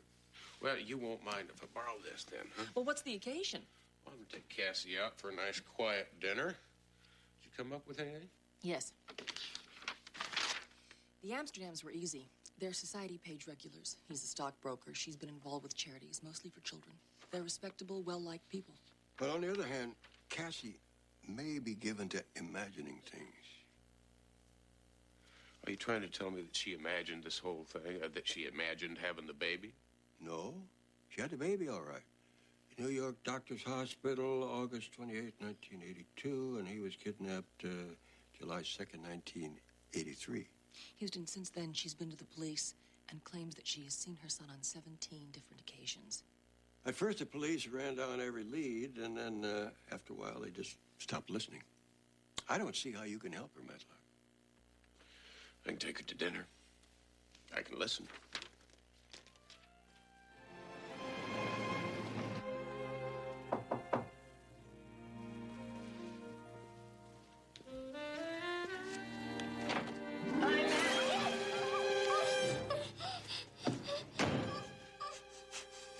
You're going to do exactly what I tell you. You understand? Because if you don't, little brat's gonna be dead tomorrow. Understand? All right. Now, don't make a sound. Not a sound. I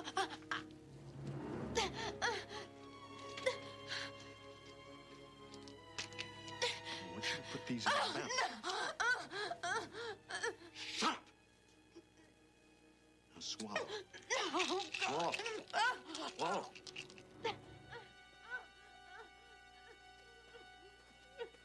Nobody's gonna care some flaky little actress old deed.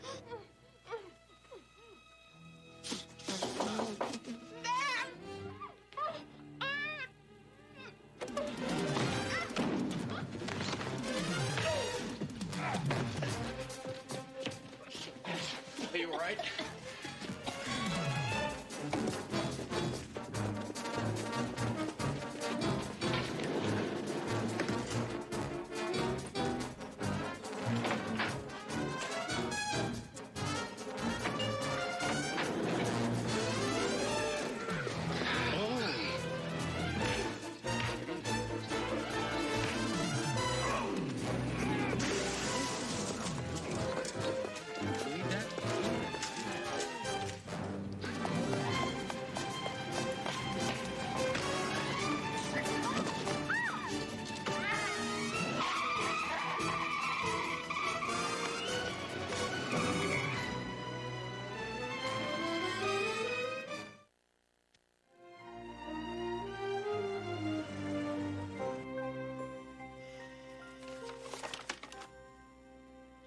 If he's in here, I can't find him. Well, he might not have a record. Or you might not have gotten that good a look at him. Wait, I didn't imagine this. I'm not saying you did. I'm just saying that we don't have that much to go on. You know, just last year, there were over 500 of these cases. It only takes a minute for a baby to be carried away. And every day that goes by, that kid changes, which makes it harder and harder to identify them. Cassie can identify our son. He's got an unusual birthmark on his back. So you said. But before we can go back to the Amsterdams, we've got to be able to prove that that is her son. CJ's got baby working on it right now, back checking hospital records. How's Cassie doing? She's sleeping. They changed her room at the hotel. Put a guard on the door. Took a while to calm her down. I know how she feels. It's nothing like the pain of a child being missing. I've been there, I know. You die a little bit more every minute they're gone. I was lucky I got my little girl back. Yeah, well, Cassie's not so lucky. The man that attacked her told her that if she didn't do what he said, he was going to kill her son. I'll do everything I can. I'm with you on this one, Houston. Thank you, Mike. I've got a feeling we're running out of time. Come on.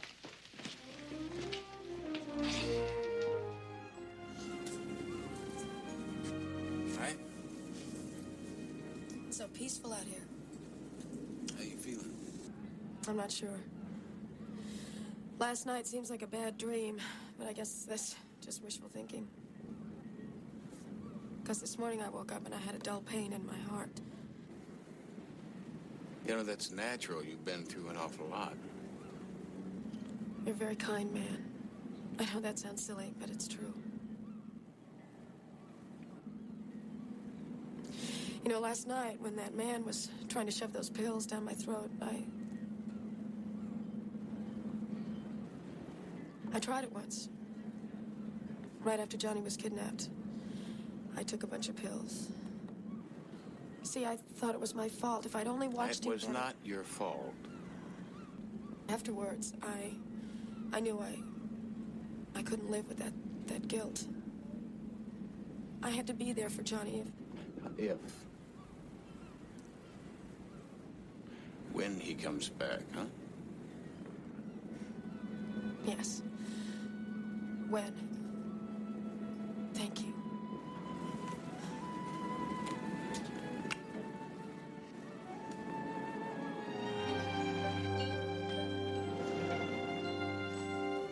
Perfect timing.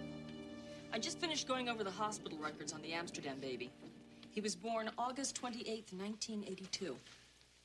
Mother and son pronounced healthy and left the hospital 2 days later. Normal development till the age of 11 months. After that, there is no more record. Why? Because they changed pediatricians. It happens all the time. Yeah, but attempted murder doesn't. Now, somebody got very scared when Cassie claimed that the Amsterdam's child was Johnny. If that's true, what happened to the Amsterdam's child? Good question. I'll put Baby back to work on it and see what we can dig up. First thing in the morning, I think I'll try going directly to the source. Okay, sweetheart. Let's dry the feet up. Mrs. Amsterdam. What do you want? Please, please, I just want to talk to you for a minute. About what? On mothers?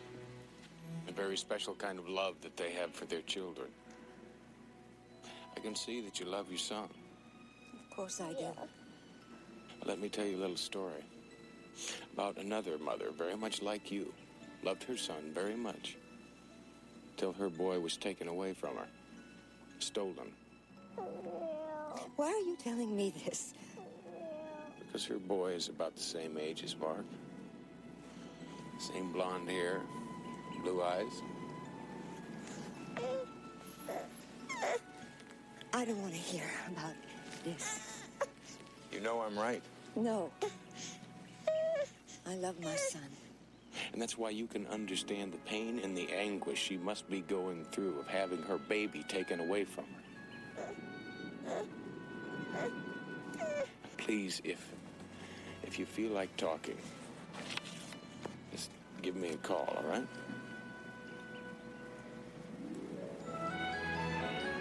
You can help me stop it so it doesn't happen again, so other mothers don't have to go through the same thing that Cassie's going through and what you're going through.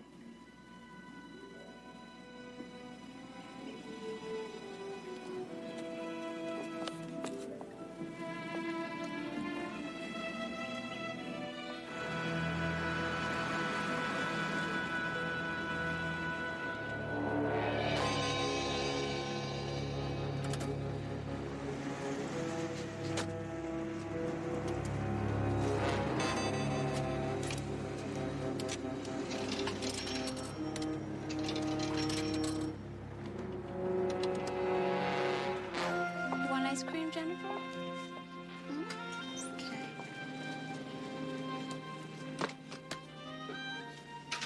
Okay. Now let's see what else we need. Oh, yeah, soup.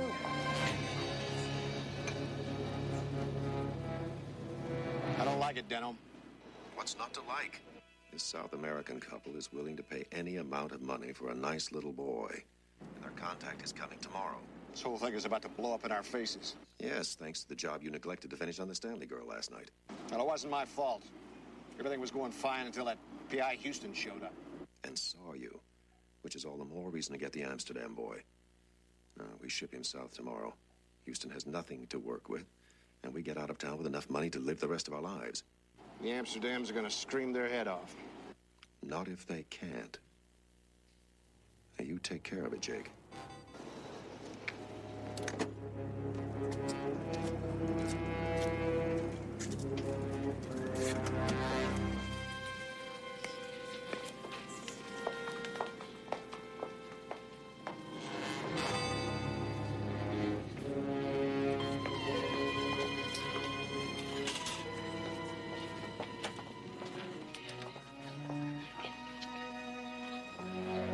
Jennifer? Jennifer? Jennifer?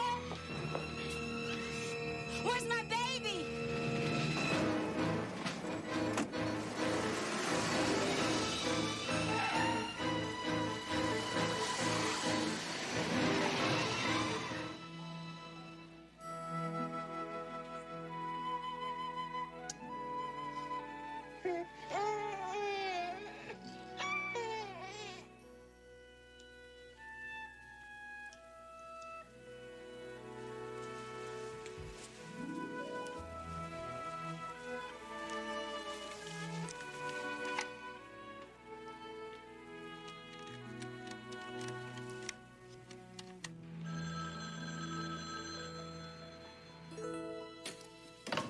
Houston Investigations. Matt Houston, please. This is Sheila Amsterdam calling. Houston, Sheila Amsterdam, line 3. Mrs. Amsterdam? Could you come over here, please? I'd like to talk to you about my son. About Mark. Of course, I'll be right there. What are you doing? Thank you, Mr. Houston. Goodbye. Sheila, what have you done? Robert, now we can't live this lie anymore. We can't pretend our son didn't die.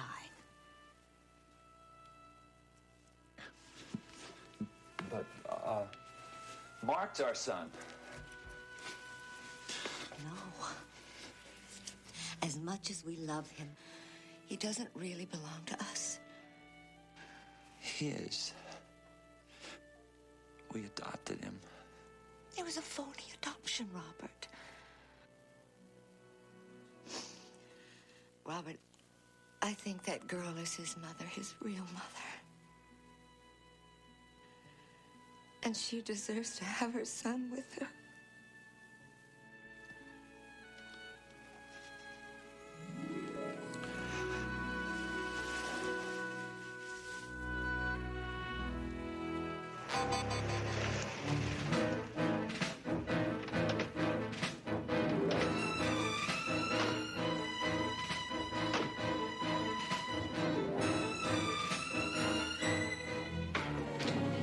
What's going on? What are you doing? Don't be a hero. Got the baby? Listen, kid. Robert!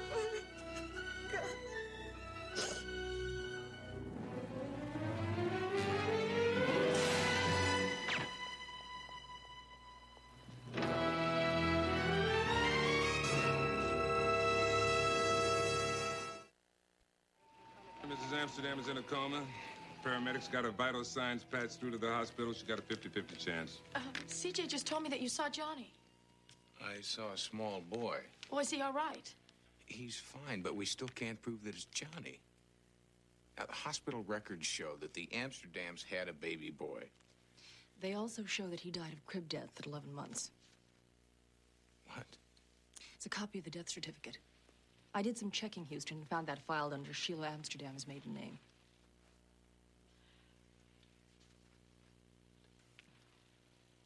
The Amsterdam's child died. They must have adopted another. Who just happened to be Cassie's kidnapped son. Those poor people. They paid a terrible price.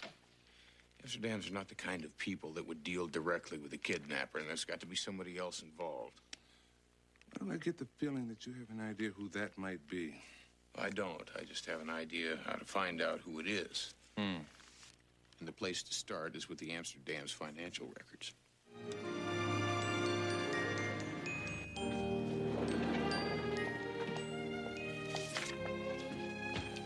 Found it. Found what? Name of Amsterdam CPA. Did you get me out of bed just to tell me that? Illegal adoptions cost a whole bunch of money. I want to find out who the middleman is, who Robert Amsterdam paid a large sum of money to around the time of the adoption. Logical. But it seems to me that kind of information would be confidential. Logical. I'll change. Something dark would be appropriate. Logical.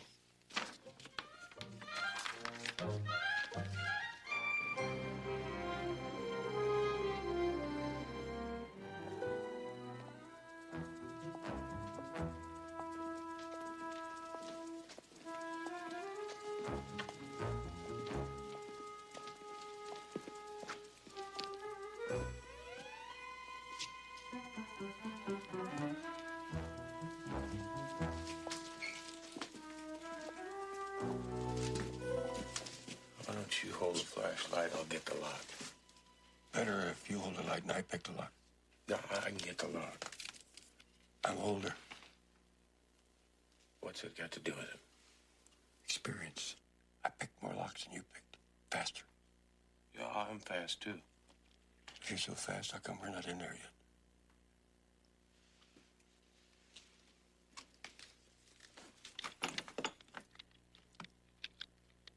Could have done that.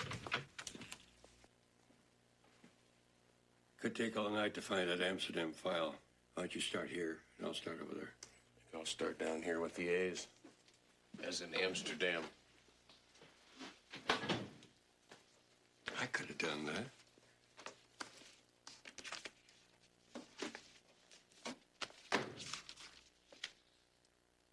Right date. Take a look at the copy of that check. That's a whole bunch of money. Payable to Bradley Denholm, attorney at law.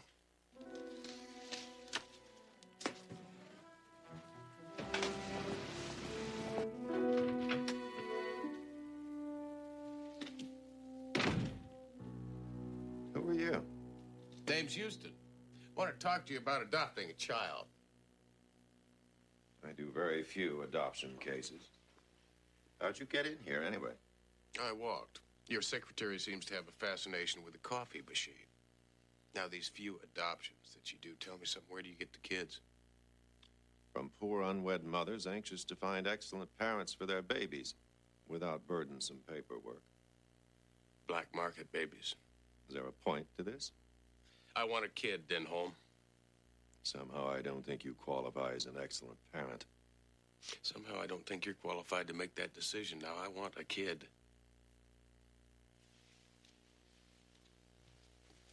This kid.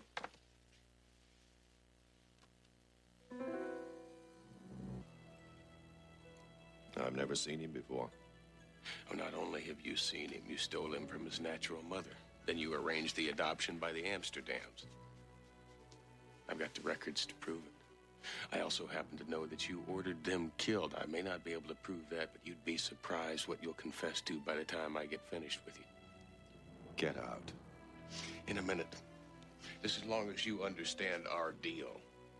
Now, you get me that boy within 24 hours, and I'll leave you alone. If you don't, you're a dead man.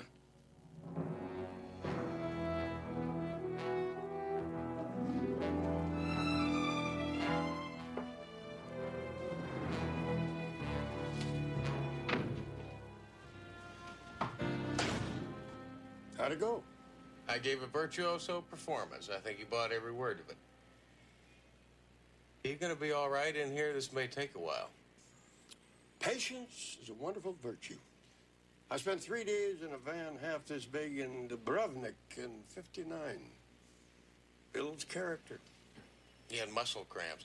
Well, I'm gonna go back to the office. An item I vigil. Sooner or later, Denholm will lead us to Cassie's boy.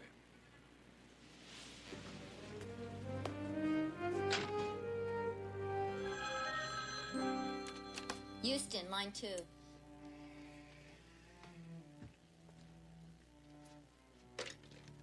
Matt Houston.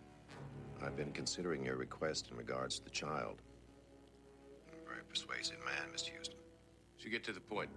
There's a construction site at 34th and Edison. You'll see a trailer. Meet me in 20 minutes and come alone or you won't get the child. I'll be there.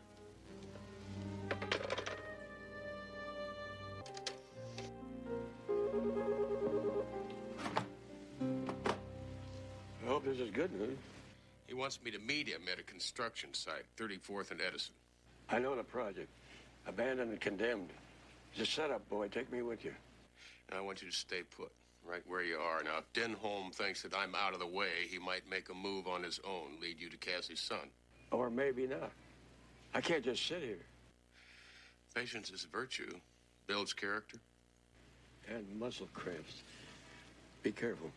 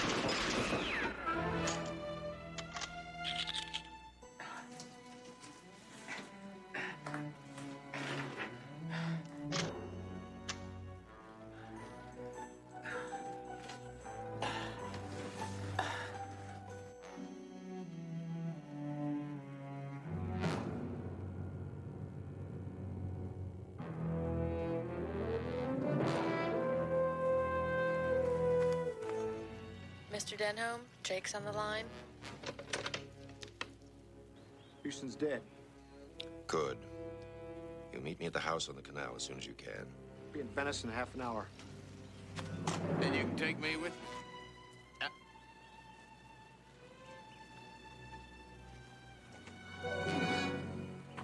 I figured you'd need help.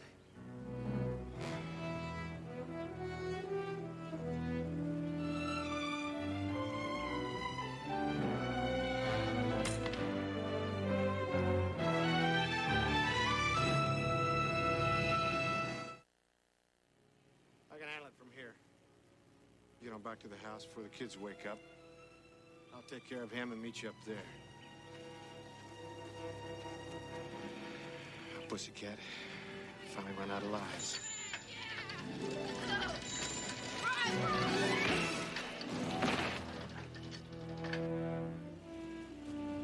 Thanks, kids. Believe you just saved my life.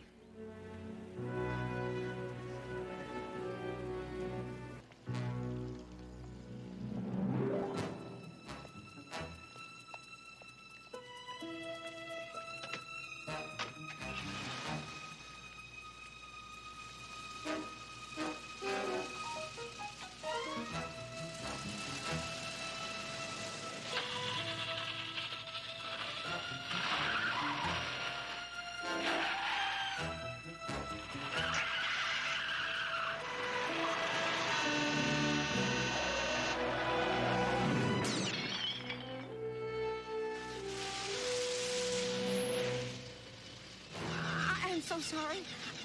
I didn't see you. I'll get my car started.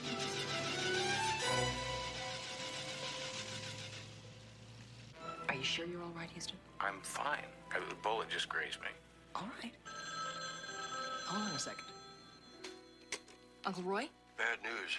I lost Denholm. Tell Matt.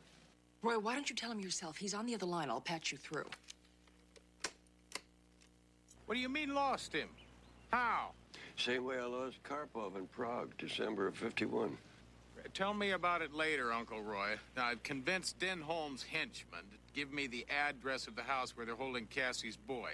It's 232 Sandy Beach Road, Venice. I'm on my way. What'd you do with the henchman? He's in good hands.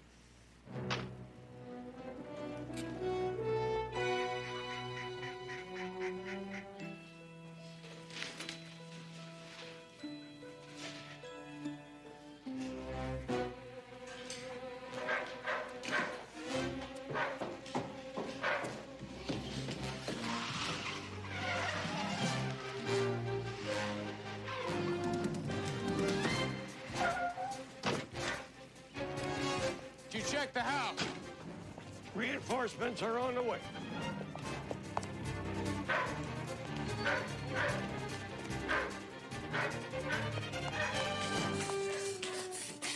The kids are fine. We didn't touch them. See for yourself.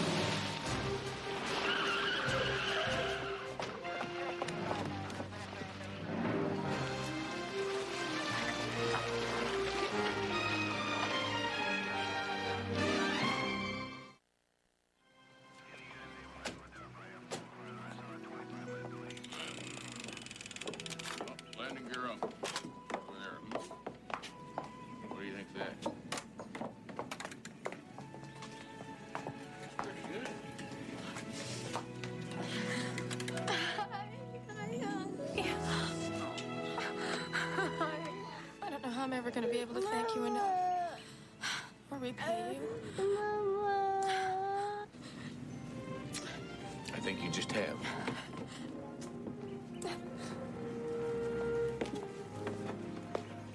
I'm glad to see this turned out better than my run-in with Karpov in Prague. Speaking of which, I think it's about time you explained to me how a seasoned professional, I mean a man like yourself, could possibly let the man you're tailing get away from you before he ever got out of the parking lot. Don't start with me, Matlock. Hoyt tells me you were rescued by a trio of 10-year-olds on bicycles. Well, I had the situation under control. So did I. Besides, there were at least 12.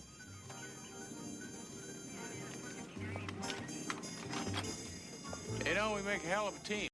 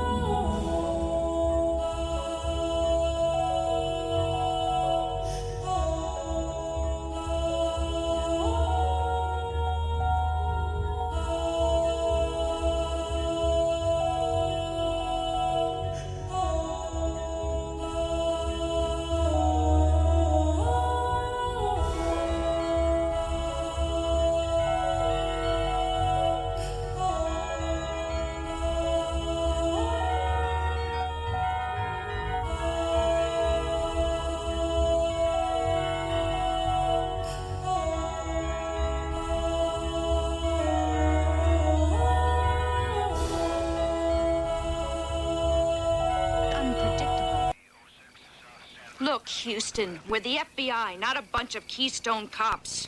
You hear about this case on television, come up here from L.A., telling us that a small-time kidnapper is some nightmare man who kidnapped and terrorized you when you were a little boy in Texas some 20 years ago.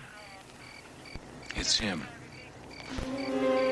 Drayton, there's blood. We must have wounded him.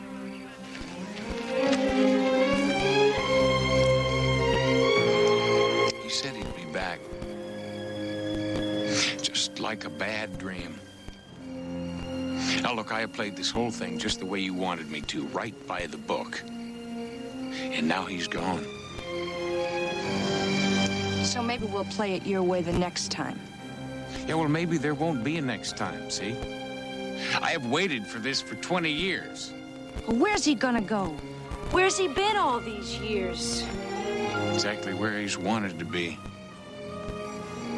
Free as a bird.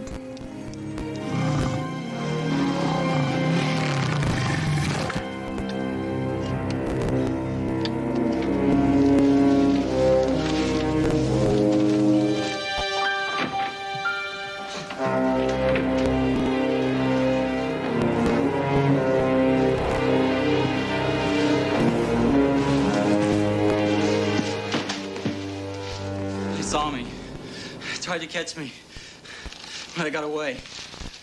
You let them back here? No, sir, I lost them. You screwed up, Billy. I didn't. I got the money. It's just that they were hiding, waiting for me. There were bright lights. Then I got hit.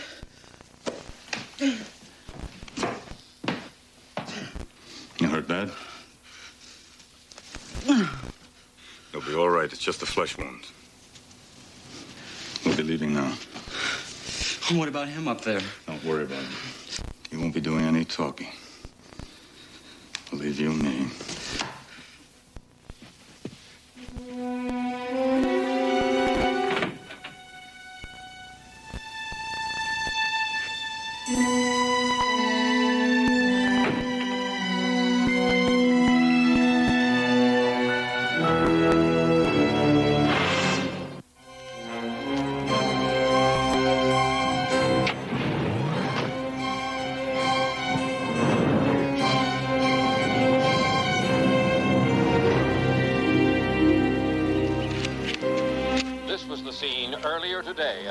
Near Silverdale, Oregon, where young kidnap victim Patrick Denton was reunited with his parents after the kidnapper phoned to reveal where the boy was being kept. Carrying $100,000 in ransom, the kidnapper and his wounded accomplice are still at large, despite a statewide manhunt. The Denton boy, who's being held in Portland General Hospital for observation, has been unable or unwilling to describe his two captors. Special Agent Ann Strayton, who is heading up the FBI investigation, has made no official statement and refuses to disclose what progress the FBI has made to date. There seems very little hope that an arrest will be made soon. The doctor said it would be okay. In fact, he said it might help to have you talk to him. All we can do is hope. Well, my boy hasn't said more than 5 words since we got him back. He's not bruised or anything. He hasn't been beaten up or physically hurt in any way. They just scared him. I know.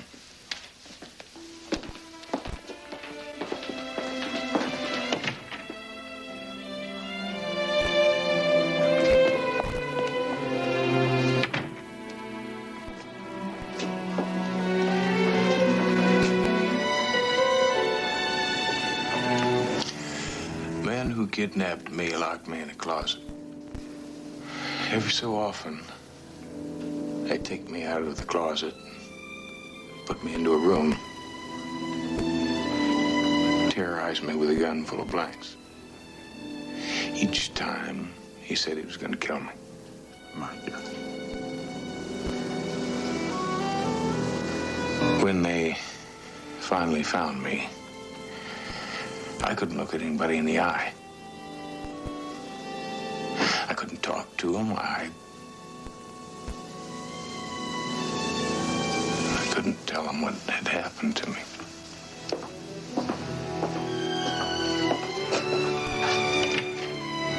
Why in God's name would anybody want to torment a little boy? I wondered the same thing when Matlock was kidnapped. Such a little boy. so helpless to this kind of thing. My brother Bill paid $50,000 ransom. I'd just like to find the monster who's responsible for this. Make him pay. So does my nephew. Patrick, the man who kidnapped you kidnapped me a long time ago. I think I know what it is you're going through. Nobody knows. What did he look like? I don't know. He called himself the Nightmare Man? What about the other man, the younger man? What did he look like? Did they say where they might go? I mean, did they call each other by names? Patrick, I want to catch him. I want to catch him so he'll never do this to anyone again. And I've got to have your help. I can't. He told me. I know. He told you that if you said anything, he would come back. Well, he won't. You're safe now. I'm not. Patrick. I'm going to catch him, Patrick. I need your help. You're the only one that can help me. I can't. I can't.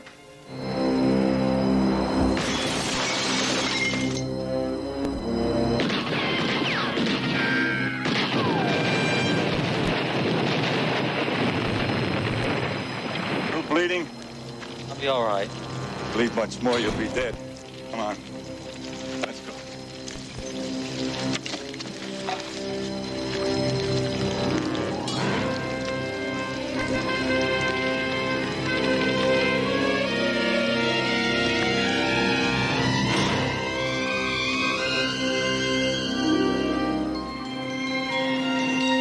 Patrick, this is a sketch that the Texas police made of the man who kidnapped me.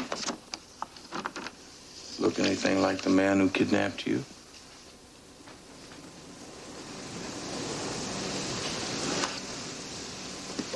I'm sorry, Mr. Houston. No need to apologize. You're just too scared to talk.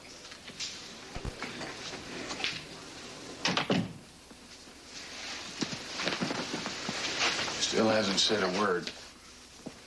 Takes time. Yeah.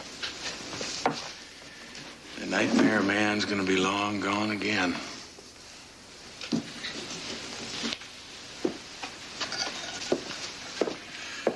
Mr. Houston, I want you to know how much I appreciate you coming up here to Portland and at least trying.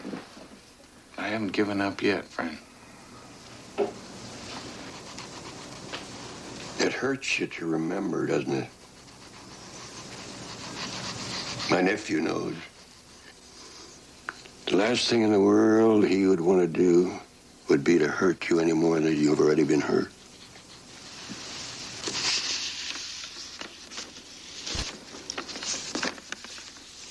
Matlock had to think about this Nightmare Man all his life because nobody ever caught him. That's one of the reasons he wanted to become a private detective. Why he cares for things that some people don't give a second thought to. Like you. About what you have to live with.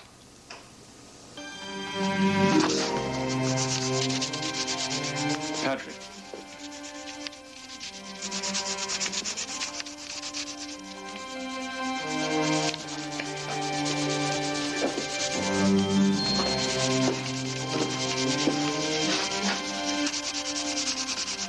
He's drawing a beard.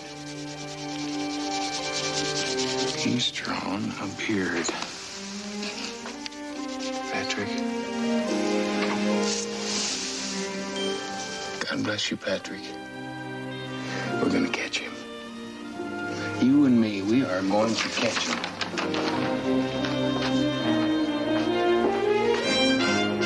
He had At least now we know what we're looking for. I got these in statewide distribution. The accomplice will be needing medical attention. With luck, maybe a doctor, a hospital. Whoa. Sheriff's been looking all over for you guys. Highway patrol report. Somebody shot a salesman on 85 and stole his car. Guy's lucky he's still alive. Bearded gunman, the bleeding accomplice? Highway 85, that's about 100 miles east of here. Open country. He's looking for a town. Yeah, Marysville. It's small, isolated, and it's got a 24-hour emergency.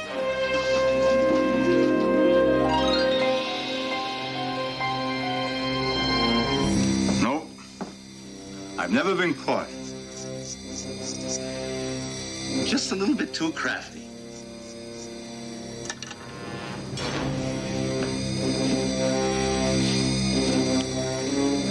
Never do or say exactly the same thing twice.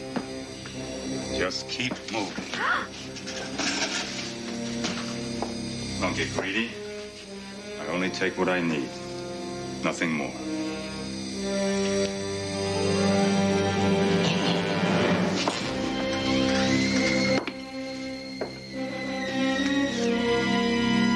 He looks dead. The anesthetic will wear off in an hour.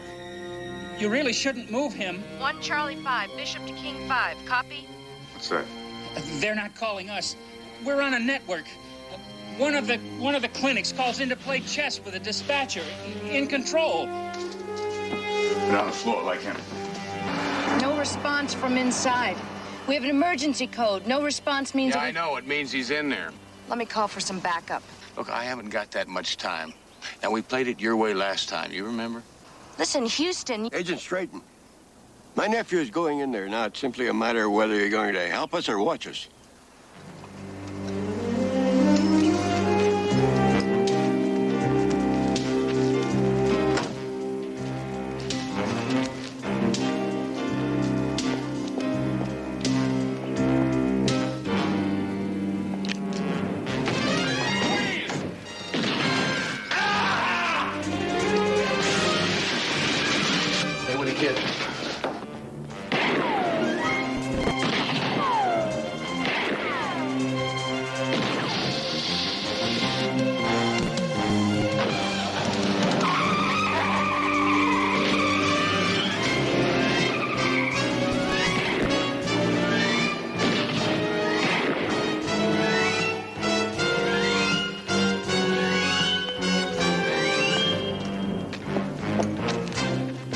Your car?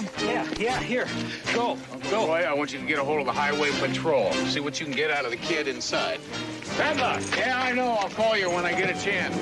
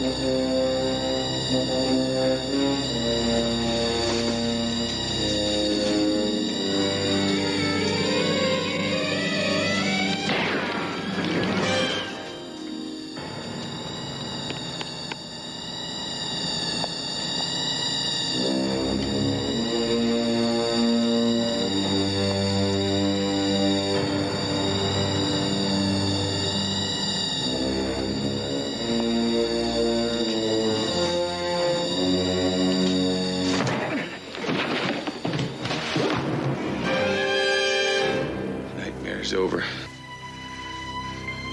Who are you? Former victim. Name's Houston. You remember me?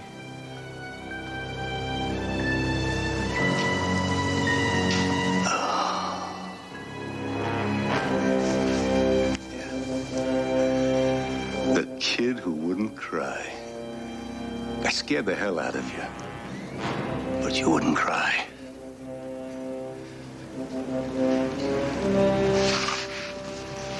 Go ahead.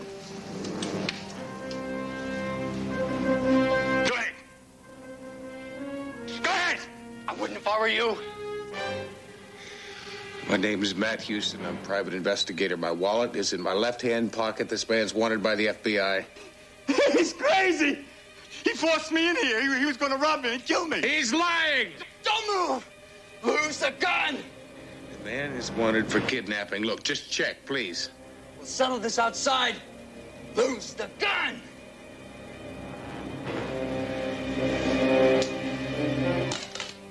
Single file.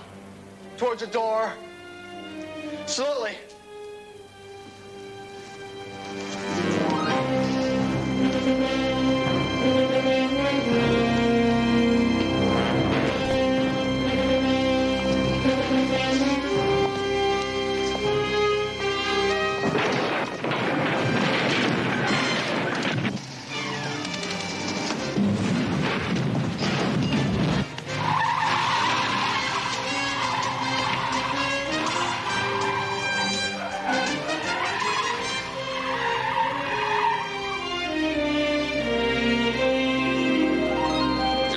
Desk sergeant up there. The way you were carrying on, they were ready to lock you up and throw the key away.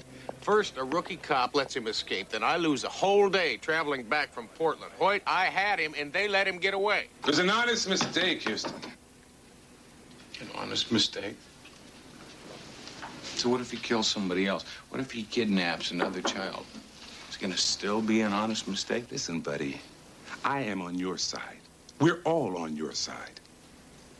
Well, just the same. I mean, the kind of help I've been getting here lately, I'd just soon be on my own. Hey! You can lose the martyr routine, my friend, because it just doesn't work. It doesn't work with me, it doesn't work with Roy, or any of the people who are trying to help you. Houston, we know what you went through. No, you don't. No, you don't.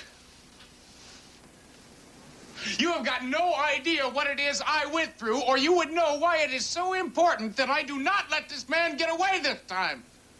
Houston, your nightmare man's accomplice is here in L.A. The FBI flew him in yesterday. Seems like he's implicated himself in 20 murders in Southern California alone. Me and Bart, we did a lot of killing the last couple of years. What did you do with the bodies? Different things. It all depended On what? on how Bart felt about them. He mostly buried the ones he liked. Yesterday, Billy took us on a tour through Angeles Park, gave us what he said was the precise location of 7 unsolved murders, described a dozen more around the state. We didn't find anything. Why'd you kill all those people, Billy? Lots of reasons. Money, food, cars, clothes, whatever. Kid's lying through his teeth. We have no proof that Bartholomew or he murdered anyone. Billy Boy just wants to look important. Sometimes I kill him for no reason at all. Just to do it. Bart didn't like it when I didn't have a reason. He whipped me good. Bart always has a reason. Bart. That's your nightmare man, Matlock. Just Bartholomew, no last name. Where do you suppose this Billy linked up with him? Don't know. His last name is Collins. Or so he says. CJ's running a check. He has no public record under that name. Whose idea was it to kidnap Patrick Denton? Bart's idea. We needed to raise some money for our dog ranch. Bart let me help, though. He also left you behind, Billy. Bart left you behind to take all the blame. All right, this is the part we're waiting for. What are you talking about? I'm talking about someone you trusted, who's just left you in the lurch. He didn't leave me in no lurch. Then where is he, Billy? He's right here in L.A., waiting for me to get out. We agreed to meet at this place if we got split up somehow. The Cape Cod Inn, room 15. 15 is Bart's lucky number. Not anymore.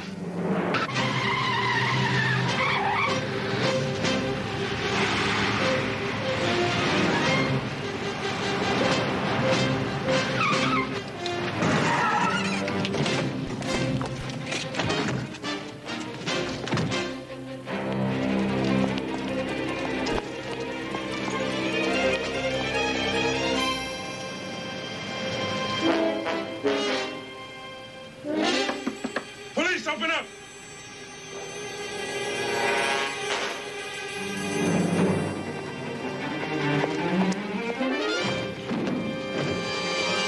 Don't shoot! Don't shoot! Don't shoot!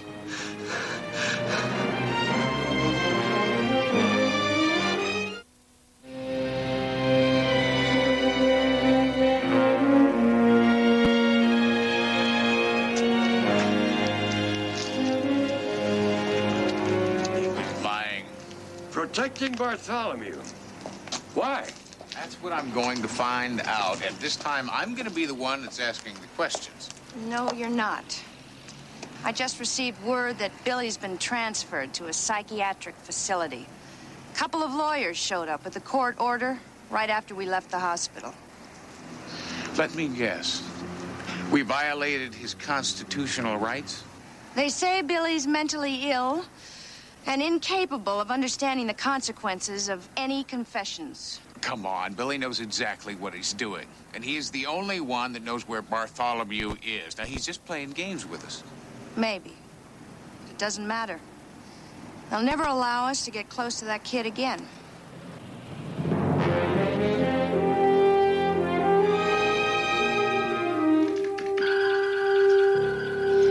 Billy Collins' real name is William Arthur Nelson, Jr. He was last seen 11 years ago, just before he was kidnapped. The ransom was $30,000. His parents took a calculated risk, Houston. They stalled, hoping that the police would catch the kidnapper. Bartholomew. He said that if he didn't get the money, Billy's parents would never see their son again. He kept his word. They never did. And an innocent young boy who was slowly turned into an animal. We think your nightmare man's been blazing a trail of terror across this country since before he kidnapped you, Houston. Assaults, robbery, stealing cars, rolling drifters. Who knows how many homicides? And at least 3 kidnappings. And Billy is the only link that we have to put an end to all of it.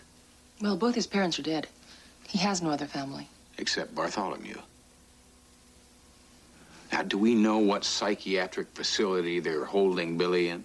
Meadow Oaks, a respectable facility, so I hear. Look, Houston, I mean, even if you could get in to see him, Billy's not going to tell you where Bartholomew is. He worships a man. He may not tell me where he is, but he could possibly lead me to him. You try to break that kid out of Meadow Oaks, you'll have every FBI agency in the country on your tail. Then just tell me how hard it would be to get in to see him. With the courts involved, you'd have to be committed.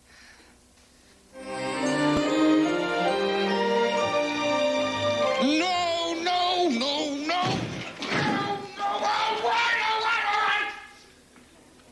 Hold it. I promise. I'll go quietly. I promise. All right.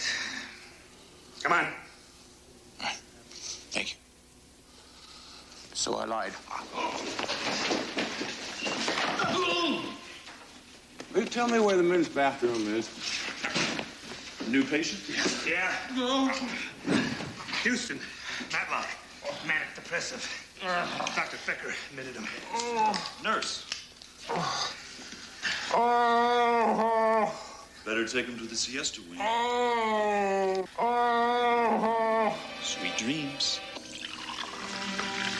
They drug everything around here. The water, the coffee, the gelatin, the beans. What are you in here for? I'd rather not talk about it. Yeah, well, I'm just in here for a tune-up myself. Every now and then I kind of fritz out, you know. My wife checks me in here. It's not so bad. It's kind of like a vacation. How long have I been in here? Oh, a couple of days from what I know. They always try to stabilize you for the first 36 hours. Sleep therapy, they call it. See that guy over there? That's the professor. He's a bona fide genius. Particle physics, I think. What's he doing in here? Oh, some kind of short circuit. He's terrified of being touched. It sends him into a rage. He's afraid that if he comes in contact with another human being, he'll explode. They use the coffee for shock therapy. Right. We got a murderer upstairs. A new patient?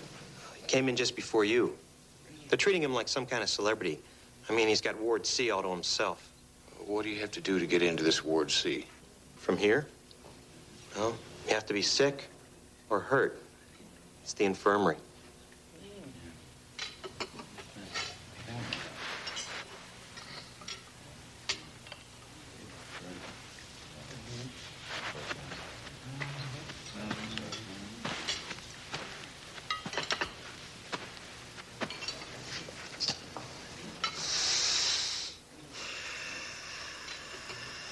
Sue, how's it going, Professor?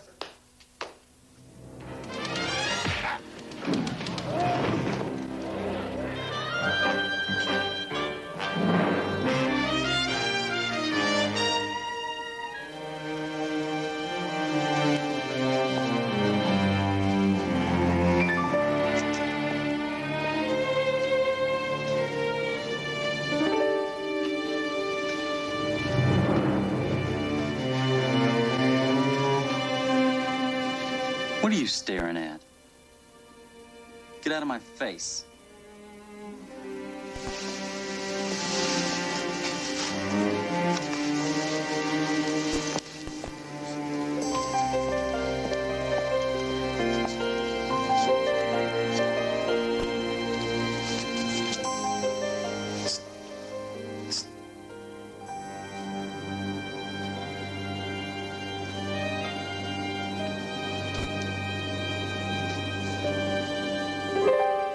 Bartholomew sent me to get you out of here.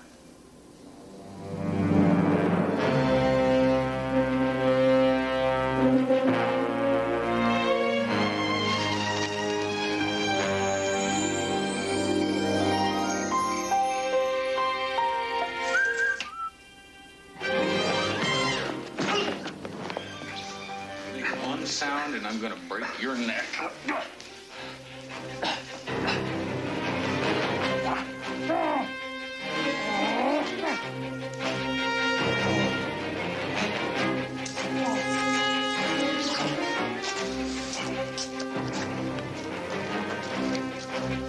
Let's kill him.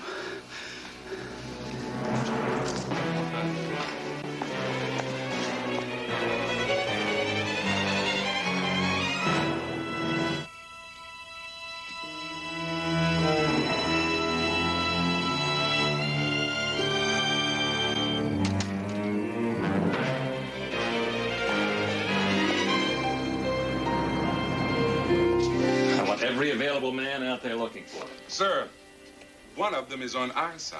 Wrong. He's guilty of aiding and abetting, Lieutenant. I just hope we don't find out this was some kind of a conspiracy. Cassidy, the memory of this man has haunted Houston all his life. Commander, he couldn't think of another way to get to him. Well, then he should have tried harder. The boy's to be considered armed and extremely dangerous. And if Houston gets in the way,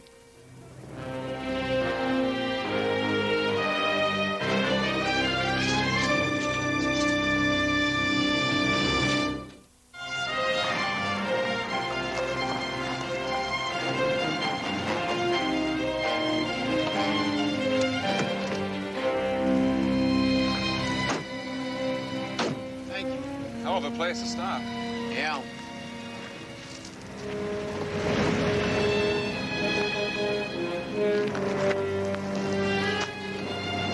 Bart would have killed him and took the car. Yeah, well, I'm not Bart. But you gotta be careful. They're looking for us.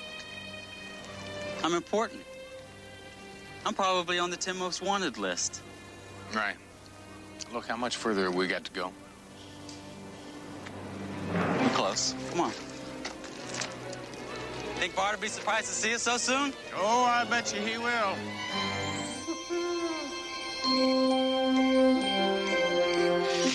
Me and Bart hid out in here 3 days once. It's okay. They'll never look here. We even hid stuff just in case.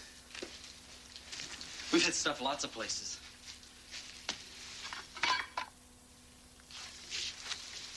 Hey, that's mine.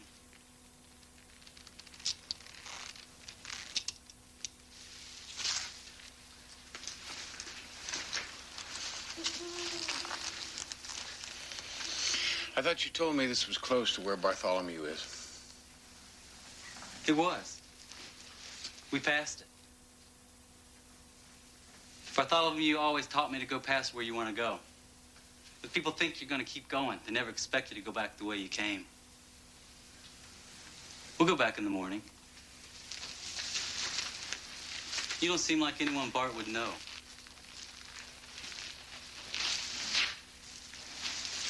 Well, I'll tell you. Old Bart and I go back a long way.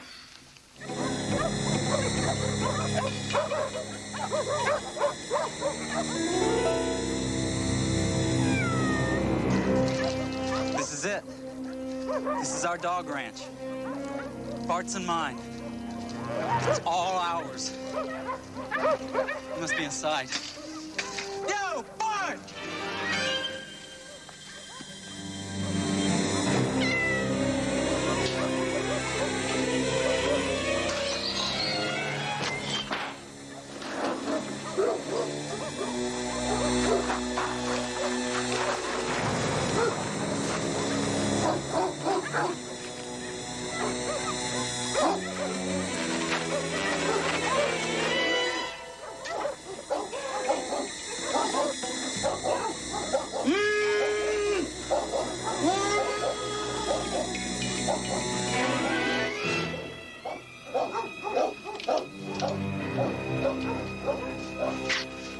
He said he knew you, that you sent him to fetch me.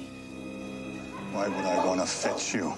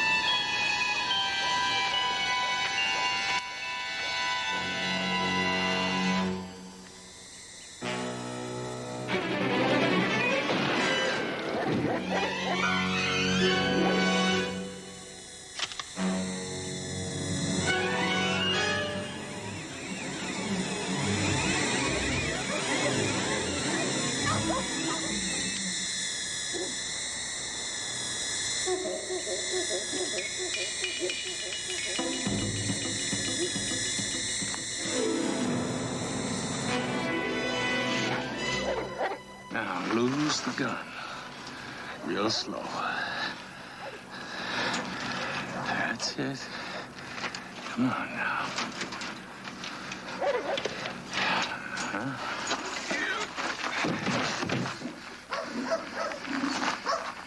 Circles.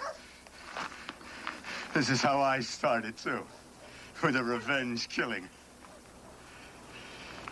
And then it got easier and easier. With the jawbone of an ass, I've slain 1,000 men.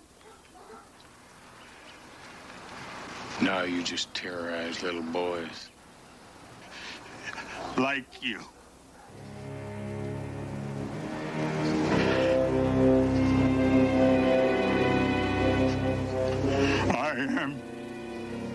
not afraid to die.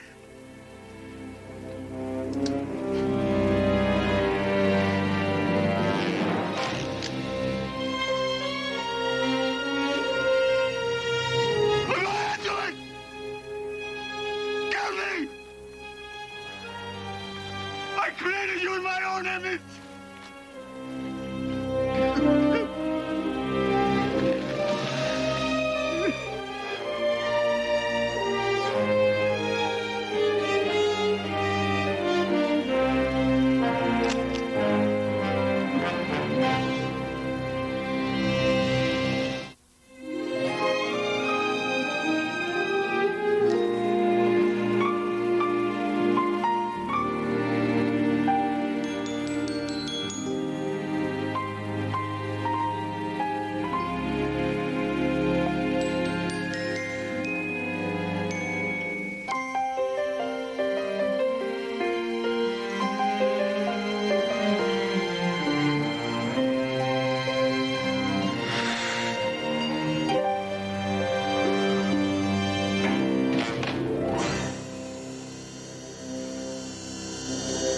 It's time, little Madeline.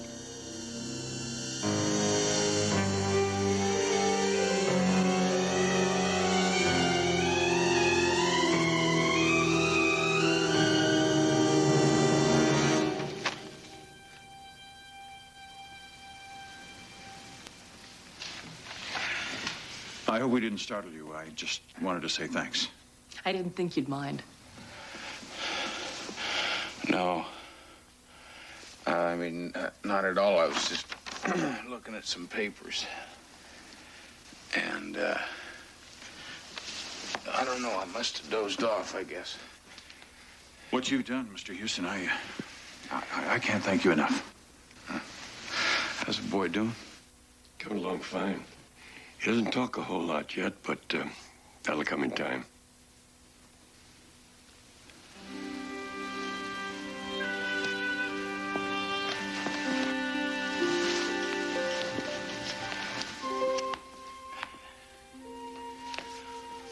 Hey, buddy.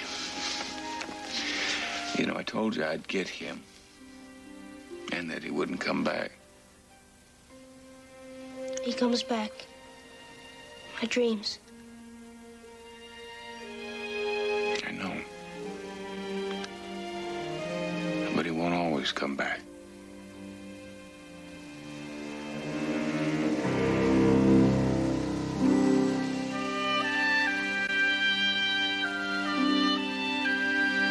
Would you hand me that lighter?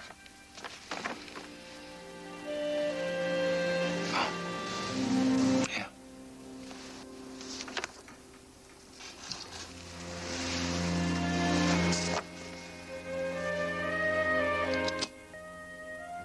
Go ahead.